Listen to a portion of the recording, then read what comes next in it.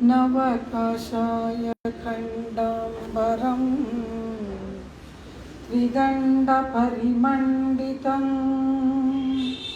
त्रिविधतत्त्वनिर्वाहकं दयाञ्चितदृगञ्चलं दलितवादिवाग्वैभवं क्षमादिगुणसागरं शरणमेमि रामानुजम्। श्रीविष्णुचित्तकुलनन्दन कल्पवल्लीं श्रीरङ्गराज हरिचन्दन योगदृश्यां साक्षात् क्षमां करुणया कमलामिवान्यां गोदामनन्यशरणः शरणं प्रपद्ये। उल्लासपल्लवितपालित सप्तलोकी निर्वाहकोरकितनेम कटाक्षलीलां श्रीरङ्गहर्म्यफलमङ्गल दीपरेखां श्रीरङ्गराजमहिषीं श्रियमाश्रयामः। नमामि नारायण पादपङ्कजं करोमि नारायण पूजनं सदा वदामि नारायण नाम निर्मलं स्मरामि नारायण तत्त्वमव्ययम्। नीलातुङ्गस्तनगिरितटी सुप्तमुद्बोध्य कृष्णं पारात्यं स्वं श्रुतिशतशिरसिद्धमध्यापयन्ति सोच्छिष्टायां सजिनिगलितं यावलात्कृत्य भुङ्क्ते गोदा तस्यै नमैदमिदं भूय एवास्तु भूयः। अन्नवयल पुदुवै आण्डाळरङ्गर्क्कु पन्नु तिरुप्पाவை பல்பதியம் இன்னிசையால் பாடிக் கொடுத்தாள் நற்பாமாலை பூமாலை சூடிக் கொடுத்தாளைச் சொல்லு சூடிக் கொடுத்த சுடற்கொடியே தொல்பாவை பாடி அருள வல்ல பல்வளையாய் நாடி நீ வெங்கடவர்க்கென்ன விதி என்ன விம்மார்த்தம் நாங்கடவா வண்ணமே நல்கு. ஆண்டாள் திருவடிகளே சரணம். கூடாறு வெல்லும் சீர் கோவிந்தா உந்தன்னை பாடி பறை கொண்டு யாம் பெருசம்மானம் நாடு புகழும் பரிசினால் நன்றாக சூடகமே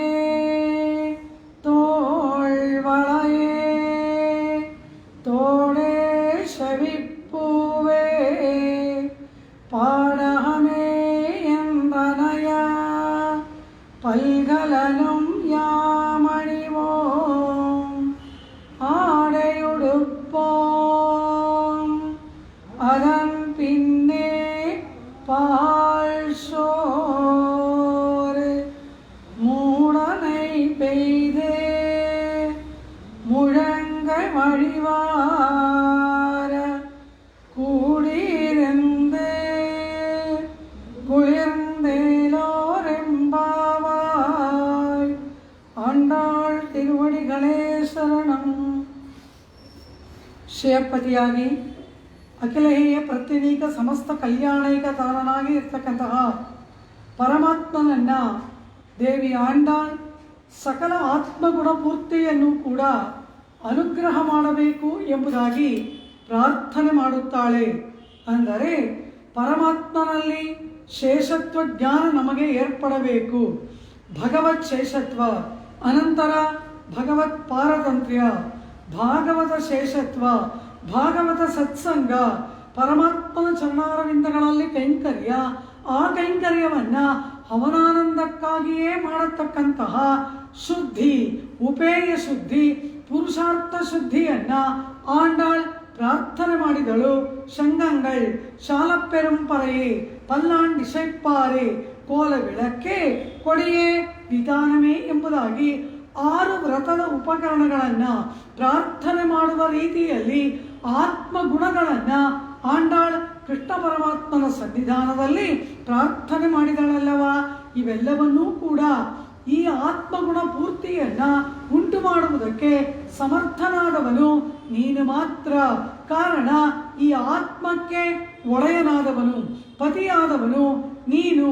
ಈ ಆತ್ಮವನ್ನ ನಿಯಮನ ಮಾಡುತ್ತಾ ಆತ್ಮನ ಒಳಗೆ ಇರುವವನಾಗುತ್ತಾ ಆತ್ಮವನ್ನ ಅನವರತ ರಕ್ಷಣೆ ಮಾಡುತ್ತಾ ಸರ್ವಾತ್ಮಗಳಿಗೂ ಕೂಡ ನಿಯಂತವಾಗಿ ಪತಿಂ ವಿಶ್ವಸ್ಯ ಆತ್ಮೇಶ್ವರಗಂ ಶಾಶ್ವತಗಂ ಶಿವಂ ಅಚ್ಯುತಂ ಎಂಬುದಾಗಿ ವೇದೋಪನಿಷತ್ತುಗಳಲ್ಲಿ ಕೊಂಡಾಡಲ್ಪಡ್ತಕ್ಕಂತಹ ಪರಾತ್ಪರನಾದ ನೀನಲ್ಲವ ಪ್ರಳಯಾರ್ಣವದಲ್ಲಿ ಸಕಲಾತ್ಮಗಳನ್ನ ಉದರದಲ್ಲಿ ಇಟ್ಟುಕೊಂಡು ರಕ್ಷಣೆ ಮಾಡುತ್ತಾ ವಟದಳ ಶಾಹಿಯಾಗಿ ಇರುವವನು ನೀನಲ್ಲವ ಆದಿನಿಲಯಾಯ್ ಅರುಳ್ ಎಂಬುದಾಗಿ ಆಂಡಾಳ್ ಪ್ರಾರ್ಥನೆಯನ್ನು ಮಾಡಿದಳು. ಪರಮಾತ್ಮ ಇದನ್ನ ನನ್ನ ಬಳಿಯಲ್ಲಿ ಬೇಡುತ್ತಿರುವಿರಾ? ವ್ರತೋಪಕರಣಗಳೆಲ್ಲವೂ ಕೂಡ ನಿಮಗೆ ಲಭಿಸುವಂತಹದ್ದಲ್ಲವ, ನನ್ನಿಂದ ಬೇಡ್ತಾ ಇದ್ದೀರಲ್ಲ, ಇದೋ ತೆಗೆದುಕೊಳ್ಳಿ ಎಂಬುದಾಗಿ ಪರಮಾತ್ಮ ಇವರು ಏನೇನನ್ನ ಕೇಳ್ತಾರೆಯೋ ಅದೆಲ್ಲವನ್ನ ನಿಮಗೆ ನೀಡ್ತೇನೆ ಎಂಬುದಾಗಿ ಹೇಳ್ತಾನೆ. ಶಂಗಂಗಳ್ ಆನಿನ ಇನಮ್ಮೀಳ ಕುರಿತ ಶಂಗಂ ಎಂಬುದಾಗಿ ಹಸುಗಳೆಲ್ಲವೂ ಕೂಡ ಮೇಯುವುದಕ್ಕೆ ಎಲ್ಲ ಕಡೆ ಹರಡಿವೆ. ಅವುಗಳನ್ನ ಸಾಯಂಕಾಲದ ವೇಳೆಯಲ್ಲಿ ಮನೆಗೆ ಕರೆದೊಯ್ಯುವಾಗ ಮತ್ತೆ ಎಲ್ಲವನ್ನ ಒಂದು ಸಮೂಹವಾಗಿ ಒಟ್ಟುಗೂಡಿಸಬೇಕಲ್ಲವ. ಆಗ ಕೃಷ್ಣ ಪರಮಾತ್ಮ ಶಂಖನಾದವನ್ನ ಮಾಡ್ತಾನಂತೆ. ಆಗ ಆ ಹಸುಗಳೆಲ್ಲ ಒಟ್ಟಾಗಿ ಕೂಡಿ ಮನೆಗೆ ಹೊರಡುವುದಕ್ಕೆ ಸಜ್ಜಾಗುತ್ತವೆ. ಅಂತಹ ಆನಿರೈನಂ ಹಸುಗಳ ಸಮೂಹವನ್ನ ಕುರಿತ ಶಂಗಂ ಮೀಳ ಹಿಂತಿರುಗಿ ಬರುವುದಕ್ಕಾಗಿ ಅವುಗಳಿಗಾಗಿ ಮಾಡತಕ್ಕಂತಹ ಶಂಖನಾದ. ಆಗ ನಾನು ಯಾವ ಶಂಖವನ್ನು ತೆಗೆದುಕೊಂಡು ಆ ಹಸುಗಳನ್ನು ಹಿಂದಕ್ಕೆ ಕರೆಯುತ್ತೇನೋ ಅಂತಹ ಶಂಖ ಉಂಟು, ಅದನ್ನು ಕೊಡ್ತೇನೆ, ತೆಗೆದುಕೊಳ್ಳಿ ಎಂದ. ಇನ್ನು ಕೋಲಬೆಳಕ್ಕೆ ಎಂಬುದಾಗಿ ನನಗೇ ಪ್ರಕಾಶ ಉಂಟು ಮಾಡುವಳು ನಪ್ಪಿನ ಬಿರಾಟಿ ನೀಳಾದೇವಿ, ಅವಳು ನಿಮ್ಮೊಡನೆಯೇ ಇದ್ದಾಳೆ. ಪಲ್ಲಾಂಡಿಸೈಪ್ಪಾರೆ, ಅದಕ್ಕೆ ನನಗೆ ಮಂಗಳಾಶಾಸನ ಮಾಡುವುದಕ್ಕೆ ಪೆರಿಯಾಯ್ವಾರು ಉಂಟು, ನಿಮಗೆ ಮಂಗಳಾಶಾಸನ ಮಾಡುವುದಕ್ಕೆ ನಮ್ಮಾಯ್ವಾರು ಉಂಟು, ಕರೆದುಕೊಂಡು ಹೋಗಿ. ಶಾರಪ್ಪೆರುಂಪರೆಯೇ, ನಾನು ಕುಡಕ್ಕುತ್ತನ್ನಾಡುವಾಗ ನನ್ನ ಉದರದಲ್ಲಿ ಕಟ್ಟಿಕೊಂಡು ನುಡಿಸತಕ್ಕಂತಹ ಪರೆ ಎಂಬ ವಾದ್ಯ ಉಂಟು, ಅದನ್ನು ಕೊಡದಲ್ಲಿ ತೆಗೆದುಕೊಂಡು ಹೋಗಿ. ಆದರೆ ಕೊಡಿಯೇ ಎಂಬುದಾಗಿ ನೀವು ಕೇಳಿದಿರಿ, ನಾನು ಗರುಡ ಧ್ವಜ, ಗರುಡನನ್ನು ಕೊಡ್ತೇನೆ, ತೆಗೆದುಕೊಂಡು ಹೋಗಿ. ಆದರೆ ನೀವುಗಳ ವಿತಾನವೇ ಎಂದಿರಲ್ಲವ, ಆ ವಿತಾನ ಆದಿಶೇಷ, ಅವನನ್ನ ಕೊಡಲಾರೆ, ಅದಕ್ಕೆ ಬದಲಾಗಿ ನನ್ನ ಉತ್ತರೀಯವನ್ನು ತೆಗೆದುಕೊಳ್ಳಿ. ಕಾರಣ ಆದಿಶೇಷನನ್ನು ಬಿಟ್ಟು ಅಲಕ್ಷಣ ಕೂಡ ಇರುವವನು ನಾನಲ್ಲ ಎಂಬುದಾಗಿ ಪರಮಾತ್ಮ ತನ್ನದಾದ ಎಲ್ಲವನ್ನೂ ಕೂಡ ಆ ಗೋದಾಗೊಟ್ಟಿಗೆ ನೀಡಿಬಿಟ್ಟ. ಆಗ ಹೇಳ್ತಾನೆ, ಗೋದೆ ಕೇಳಿದ್ದೆಲ್ಲವನ್ನ ಕೊಟ್ಟಿದ್ದೇನೆ, ಈಗ ಸೋತವರು ನೀವು, ಜಯಿಸಿದವನು ನಾನು. ಕೇಳಿದ್ದೆಲ್ಲವನ್ನ ಕೊಟ್ಟ ಮೇಲೆ ಜಯ ನನ್ನದಲ್ಲವಾ ಎಂದಾಗ ಆಂಡಾಳು ಹೇಳ್ತಾಳೆ, ಕೃಷ್ಣ ನೀನು ಈಗ ಕೊಟ್ಟೆಯಲ್ಲ, ಇಷ್ಟು ಮಾತ್ರವಲ್ಲ, ಇನ್ನೂ ನಮಗೆ ಕೊಡುವುದು ಬಹಳಷ್ಟು ಇದೆ ಎಂತಾಳೆ. ಇನ್ನೂ ಕೊಡುವುದು ಉಂಟ? ನನ್ನದಾದದ್ದೆಲ್ಲವನ್ನೂ ಕೂಡ ನಿಮ್ಮ ವಶ ಮಾಡಿಕೊಂಡು ಬಿಟ್ಟಿರಿ. ಎಲ್ಲವನ್ನ ನಿಮಗೆ ಕೊಟ್ಟು ಬಿಟ್ಟೆ. ಪತ್ನಿಯಾದ ನೀಳೆಯನ್ನು ಕೊಟ್ಟೆ, ಮಂಗಳಾಶಾಸನ ಮಾಡುವ ಭಕ್ತರಾದ ಆಳ್ವಾರುಗಳನ್ನು ಕೊಟ್ಟೆ, ನನ್ನ ಶಂಖ, ನನ್ನ ಪರೈ, ಎಲ್ಲ ಗರುಡ ಎಲ್ಲವನ್ನ ನಿಮಗೆ ಕೊಟ್ಟಾಯಿತು. ಇನ್ನೂ ನೀಡು ಎಂದರೆ ಕೊಡುವುದೇ ನನ್ನ ಗೋದೆ ಎಂದರೆ ಆಗ ಆಂಡಾಳು ಹೇಳ್ತಾಳೆ, ಎಲ್ಲವನ್ನ ಕೊಟ್ಟು ಜಯಿಸಿಬಿಟ್ಟೆ ಎಂದು ತಿಳಿಯಬೇಡ. ನೀನು ಯಾವ ಕಾಲಕ್ಕೂ ಕೂಡ ನಮ್ಮನ್ನ ಜಯಿಸಲಾರೆ. ನಮಗೆ ಸೋಲುವವನು ನೀನು, ಜಯಿಸುವವರು ನಾವು. ಜಯ ನಮ್ಮದು, ಸೋಲು ನಿನ್ನದು ಪರಮಾತ್ಮ. ಇಷ್ಟು ಮಾತ್ರವಲ್ಲ, ಕೊಡುವುದು ಇನ್ನೂ ಬಹಳಷ್ಟಿದೆ ಎನ್ನುತ್ತಾಳೆ ಆಂಡಾಳ್. ಇನ್ನೂ ಕೊಡಬೇಕಾ? ಅದೇನು? ಪರಮಾತ್ಮ ವ್ರತವನ್ನ ಆಚರಣೆ ಮಾಡುವುದಕ್ಕೆ ಬೇಕಾದ ಉಪಕರಣಗಳು ಇವೆಲ್ಲವೂ. ಈಗ ಏನೇನನ್ನ ಕೊಟ್ಟೆ? ಶಂಗಂಗಳ್, ಪರೈ, ಕೋಲ ವಿಳக்கு, ಪಲ್ಲಾಂಡಿ ಸೈಪ್ಪಾರೆ, ಅದೇ ರೀತಿ ಕೊಡಿಯೇ, ವಿಧಾನವೇ ಇವೆಲ್ಲವೂ ಕೂಡ ವ್ರತಾಚರಣೆಯನ್ನು ಮಾಡುವುದಕ್ಕೆ ಬೇಕಾದ ಉಪಕರಣಗಳು. ಆದರೆ ವ್ರತಾಚರಣೆಯನ್ನ ಯಶಸ್ವಿಯಾಗಿ ಪೂರ್ಣ ಮಾಡಿದ ಮೇಲೆ ನಮಗೆ ಬಹುಮಾನವನ್ನು ಕೊಡಬೇಡವಾ? ಅದು ಬೇರೆ, ಇದು ಬೇರೆ.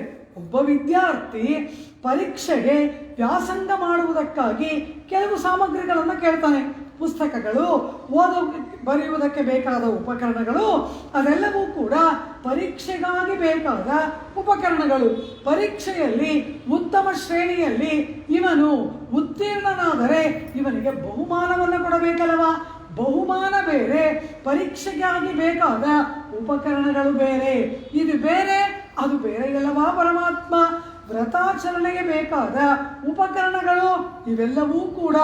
ಆದರೆ ವ್ರತಾಚರಣೆ ಪೂರ್ಣವಾದ ಮೇಲೆ ನಮಗೆ ನೀನು ಸನ್ಮಾನ ಮಾಡಬೇಡವಾ?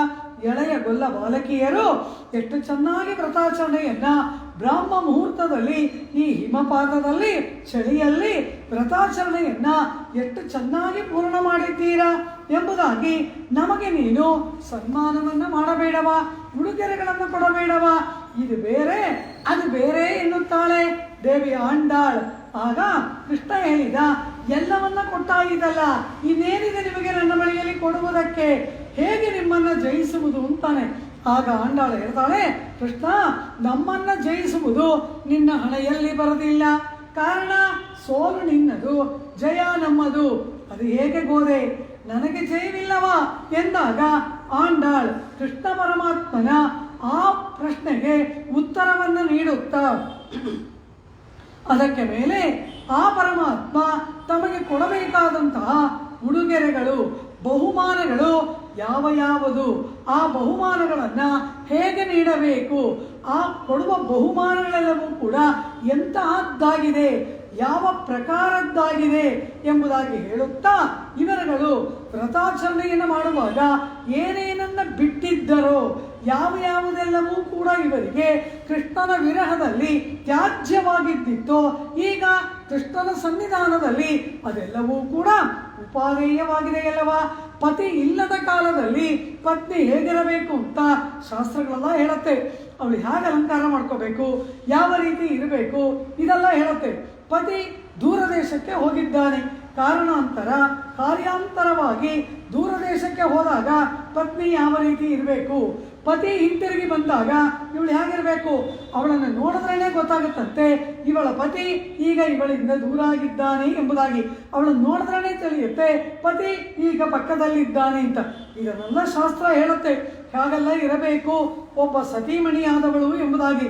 ಹಾಗೆ ಕೃಷ್ಣ ಪರಮಾತ್ಮನ ವಿರಹದಲ್ಲೇ ಇದ್ದ ಇವರೆಲ್ಲರೂ ಕೂಡ ಮೈಯಿಟ್ಟು ಎഴുದೋಂ ಮಲರಿಟ್ಟು ನಾಂ ಮುಡಿಯೋಂ ನೈಯುಣ್ಣೋಂ ಪಾಲುಣ್ಣೋಂ ಎಂಬುದಾಗಿ ವ್ರತಾಚರಣೆಯನ್ನು ಮಾಡುತ್ತಾ ಇವರೆಲ್ಲರೂ ವ್ರತಕರ್ಷಿತೆಯರಾಗಿ ಇವರೆಲ್ಲ ಇದ್ದರಲ್ಲವಾ? ಕೃಷ್ಣ ಈ ಗೋಪಬಾಲಕಿಯರಿಂದ ದೂರಾಗಿ ಇವರಿಗೆ ಅಪರಿಮಿತ ವಿರಹವಿದ್ದಾಗ ಯಾವ್ಯಾವುದೆಲ್ಲ ಇವರು ಬಿಟ್ಟಿದ್ದರೋ ಈಗ ಅದೆಲ್ಲವೂ ಕೂಡ ಇವರಿಗೆ ಅತ್ಯಂತ ಉಪಾದೇಯವಾಗಿದೆ. ಆದ್ದರಿಂದ ಅದೆಲ್ಲವನ್ನ ಪರಮಾತ್ಮನ ಬಳಿಯಲ್ಲಿ ಪ್ರಾರ್ಥನೆ ಮಾಡ್ತಾರೆ. ಕೃಷ್ಣ, ಇದೆಲ್ಲವನ್ನು ನಾವು ಪಡೆದುಕೊಳ್ಳುವುದಲ್ಲ, ನೀನು ನೀಡಬೇಕು. ನಿನ್ನ ಸ್ವಹಸ್ತದಿಂದ ನೀನು ಇವುಗಳನ್ನು ನಮಗೆ ನೀಡಿ ನೀನು ನಮ್ಮನ್ನು ಗೌರವಿಸಬೇಕು ಎಂಬುದಾಗಿ ಪರಮಾತ್ಮನಿಂದ ತಮಗೆ ಆಗಬೇಕಾದಂತಹ ಸತ್ಕಾರವನ್ನ ಆಂಡಾಳ್ ಪ್ರಾರ್ಥನೆ ಮಾಡ್ತಾಳೆ. ಹಿಂದಿನ ಭಾಷಣದಲ್ಲಿ ಆತ್ಮಗುಣಗಳನ್ನ ವ್ರತೋಪಕರಣಗಳ ಒಂದು ನೆಪದಲ್ಲಿ ಆತ್ಮಗುಣವನ್ನು ಪ್ರಾರ್ಥನೆ ಮಾಡಿದಂತೆ ಇಲ್ಲಿ ಈ ಉಡುಗೊರೆಗಳ ಸತ್ಕಾರಗಳ ರೂಪದಲ್ಲಿ ದೇವಿ ಆಂಡಾಳ್ ಅತ್ಯದ್ಭುತವಾದ ಜೀವಾತ್ಮನ ಸರ್ವೋತ್ಕೃಷ್ಟವಾಗಿರ್ತಕ್ಕಂತಹ ಪುರುಷಾರ್ಥ ಪ್ರಾರ್ಥನೆಯನ್ನ ಮಾಡುತ್ತಾಳೆ.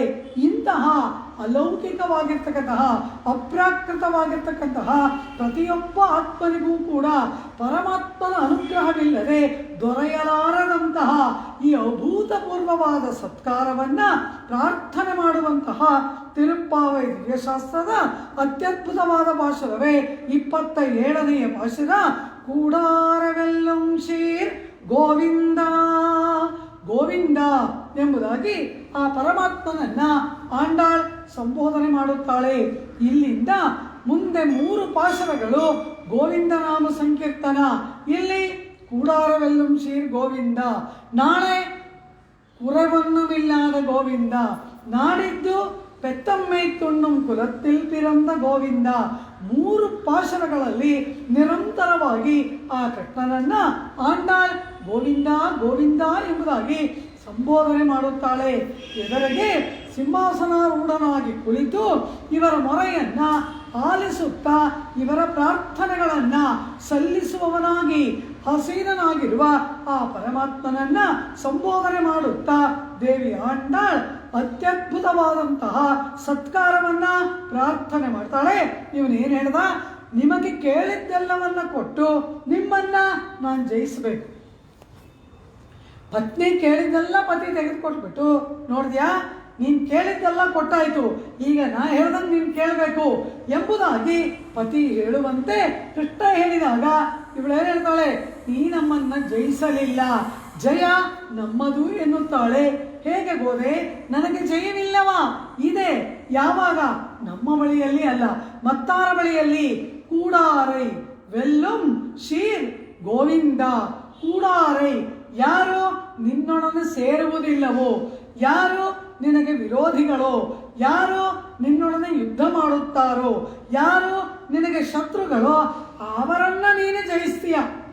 ಆದರೆ ಯಾರು ಶರಣಾಗತರೋ, ಯಾರು ಆಶ್ರಿತರೋ, ಯಾರು ಭಕ್ತರೋ, ಯಾರು ಪ್ರೇಮಪೂರ್ಣರೋ, ಯಾರು ನಿನ್ನನ್ನ ಪ್ರಾಣಕ್ಕಿಂತ ಅಧಿಕವಾಗಿ ಇಚ್ಛಿಸುತ್ತಾರೋ ಅವರಿಗೆ ನೀನು ಸೋಲುತ್ತೀಯೇ.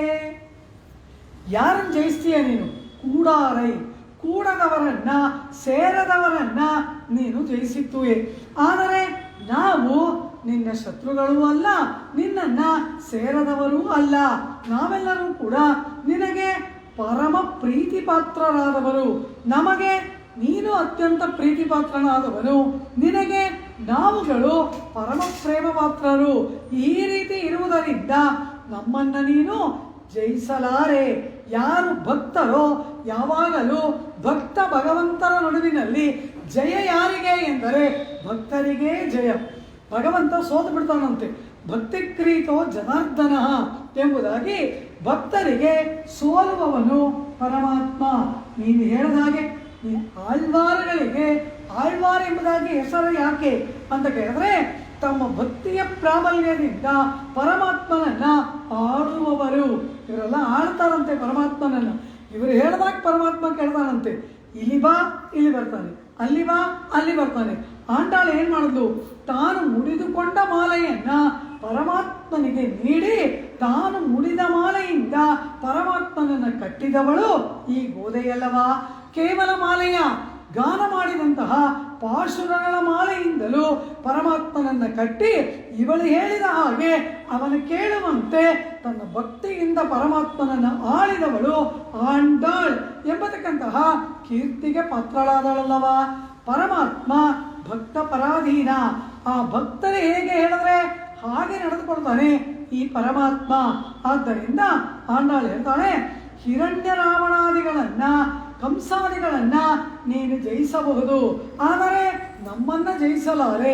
ಕಾರಣ ನಾವು ನಿನ್ನ ಪ್ರೇಯಸಿಯರು, ನಿನ್ನನ್ನ ಅಮಿತವಾಗಿ ಪ್ರೇಮಿಸುವವರು.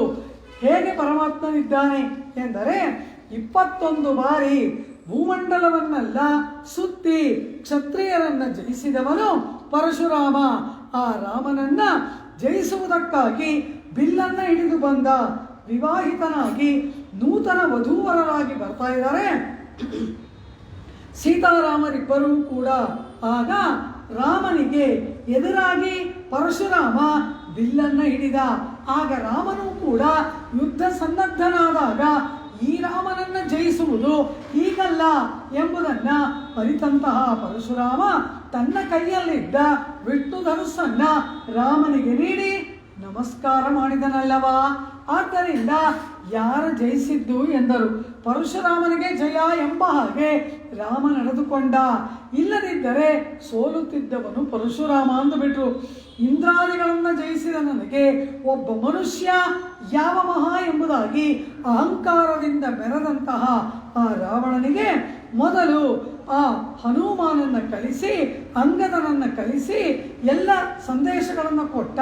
ಆದರೆ ರಾಮನ ಸ್ನೇಹವನ್ನು ಅರ್ಥ ಮಾಡಿಕೊಳ್ಳದೆ ಯುದ್ಧಕ್ಕೆ ಬಂದಾಗ ಅವನ ಸೈನ್ಯ, ಪುತ್ರರು, ಐಶ್ವರ್ಯ ಎಲ್ಲವನ್ನ ನಾಶ ಮಾಡಿ ಏಕಾಂಗಿಯಾಗಿ ನಿಂತಾಗ ಕೈಯಲ್ಲಿ ಹಿಡಿದ ಧನುಸ್ಸೂ ಕೂಡ ಮುರಿದು ಚೂರಾದಾಗ ಗಚ್ಚಾನುಜಾನಾಮಿ ರಣಾರ್ಧಿತಸ್ತ್ರಂ ಪ್ರವಿಶ್ಯ ರಾತ್ರಿಂಚರ ರಾಜಲಂಕಾಂ, ಹೋಗು ಇಂದು ಹೋಗಿ ನಾಳೆ ಹೊಸರದ ಬಿಲ್ಲು ಬಾಣಗಳನ್ನು ತೆಗೆದುಕೊಂಡು ಬಾ ಎಂಬುದಾಗಿ ಕಳುಹಿಸಿದ. ಅರ್ಥವೇನು? ನಾಳೆ ಈ ದಿನ ನನ್ನ ಅಮಿತ ಪರಾಕ್ರಮವನ್ನು ಕಂಡಂತಹ ಆ ರಾವಣ ನಾಳೆ ಕೈಯಲ್ಲಿ ಬಿಲ್ಲನ್ನು ಹಿಡಿಯದೆ ಅಂಜಲಿ ಹಸ್ತನಾಗಿ ಬರ್ತಾನ ಎಂಬುದು ರಾಮನ ಆಸೆಯಂತೆ. ಕಾರಣ ಏನು? ಬಿಲ್ಲನ್ನು ಹಿಡಿದು ಬಂದರೆ ಸೋಲುವವನು ರಾವಣ, ಅಂಜಲಿ ಹಸ್ತನಾಗಿ ಬಂದರೆ ಸೋಲುವವನು ರಾಮ. ಕಾರಣ ಭಕ್ತರಿಗೂ ಅವರ ಭಕ್ತಿಗೂ ಅಂಜಲಿಗೂ ಸೋತು ಬಿಡ್ತಾನಲ್ಲವಾ ಪರಮಾತ್ಮ. ಅಂಜಲಿ, ಕೈ ಮುಗಿಯುವ ಈ ಮುದ್ರೆಗೆ ಅಂಜಲಿ ಮುದ್ರಾ ಎಂಬುದಾಗಿ ಹೆಸರು. ಎರಡೂ ಕೈಗಳನ್ನು ಜೋಡಿಸಿದರೆ ಏನರ್ಥ? ಪರಮಾತ್ಮ ನನ್ನ ಬಳಿಯಲ್ಲಿ ಏನೂ ಇಲ್ಲ, ನನ್ನನ್ನು ರಕ್ಷಣೆ ಮಾಡಿಕೊಳ್ಳುವುದಕ್ಕೆ ನನ್ನ ಬಳಿಯಲ್ಲಿ ಏನೂ ಇಲ್ಲ, ನಾನು ಅಕಿಂಚನ, ನಿನ್ನ ದಯೆಯ ಹೊರತಾಗಿ ಬೇರೇನೂ ಇಲ್ಲ ಎಂಬುದನ್ನು ನಿರೂಪಣೆ ಮಾಡುವ ಮುದ್ರೆಯೇ ಅಂಜಲಿ ಮುದ್ರಾ. ಈ ಅಂಜಲಿ ಎಂದರೆ ಅರ್ಥವೇನು? ಆ ಎಂದರೆ ಪರಮಾತ್ಮ, ಅಕಾರೋ ವೈ ವಿಷ್ಣು ಎಂಬುದಾಗಿ ಆ ಎಂದರೆ ಪರಮಾತ್ಮ. ಆ ಅಕಾರವಾಚ್ಯನಾದ ಪರಮಾತ್ಮನನ್ನ ಜಲಯತಿ, ಕರಗಿ ನೀರಾಗಿ ಹರಿಯುವಂತೆ ಮಾಡುತ್ತಂತೆ ಈ ಮುದ್ರೆ.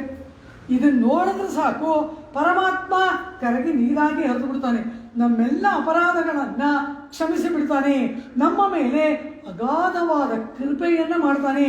ಹೀಗೆ ಅಕಾರವಾಚ್ಯನಾದ ಪರಮಾತ್ಮನನ್ನ ಜಲಯತಿ, ಕರಗಿ ನೀರಾಗಿ ಹರಿಯುವಂತೆ ಮಾಡುವ ಮುದ್ರೆ ಅಂಜಲಿ ಮುದ್ರೆ.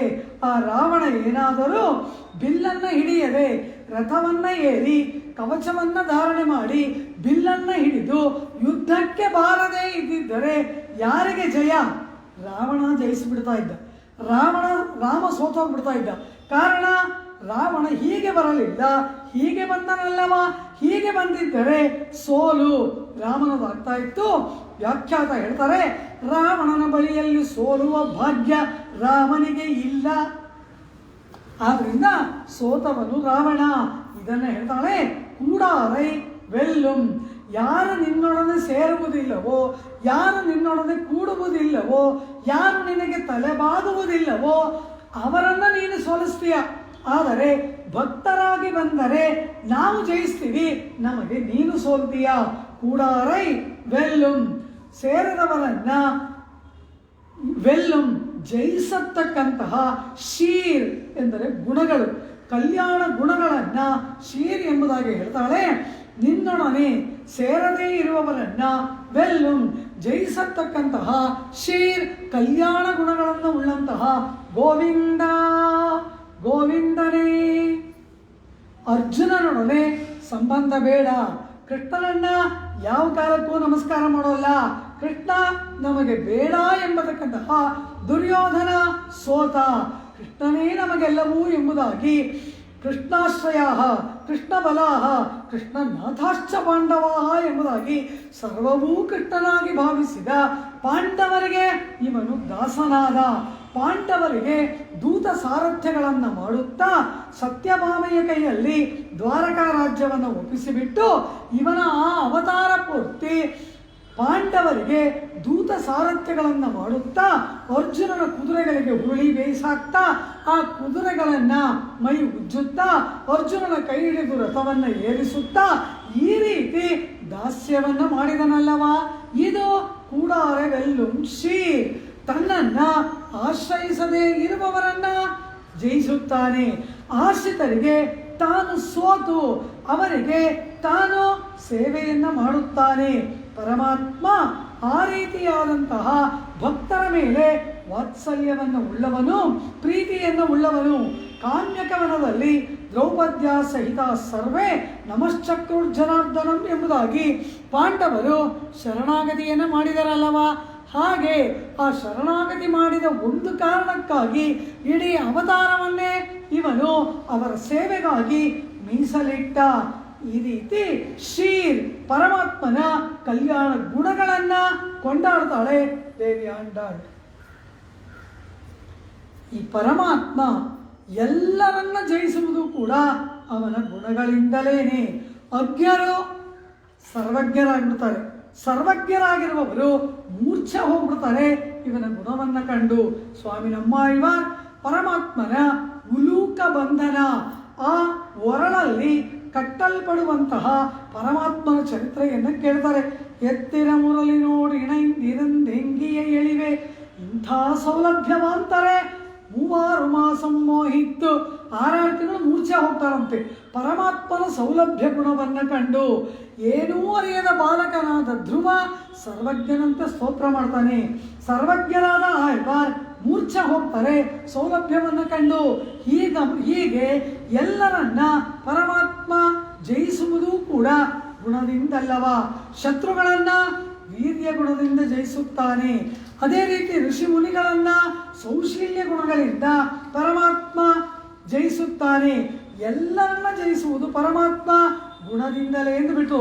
ವಿಭೀಷಣ ರಾಮನ ಶೀಲಗುಣಕ್ಕೆ ಸೋತ, ಶೂರ್ಪಣಖ ರಾಮನ ಸೌಂದರ್ಯಕ್ಕೆ ಸೋತಳು, ರಾವಣ ರಾಮನ ವೀರ್ಯಕ್ಕೆ ಸೋತ, ಋಷಿಮುನಿಗಳು ರಾಮನ ರಕ್ಷಣಾ ಸಾಮರ್ಥ್ಯಕ್ಕೆ ತಮ್ಮನ್ನೇ ಒಪ್ಪಿಸಿಕೊಂಡರು. ಲಕ್ಷ್ಮಣನಂತೂ ಗುಣಯುಕ್ತಸ್ಯ ಮುಪಾಗತಃ ರಾಮನ ಸಕಲ ಕಲ್ಯಾಣ ಗುಣಗಳಿಗೂ ತನ್ನನ್ನೇ ಒಪ್ಪಿಸಿಕೊಂಡವನು ಲಕ್ಷ್ಮಣ. ಒಬ್ಬರ ಇಬ್ಬರ ಸತ್ಯೇನ ಲೋಕಾಂಜಯತಿ ದೀನಾಂ ದಾನೇನ ರಾಘವ ಗುರು ಶುಶ್ರೂಷಯ ವೀರೋ ಧನುಷಾಯುಧಿ ಶತ್ರವಾನೆ.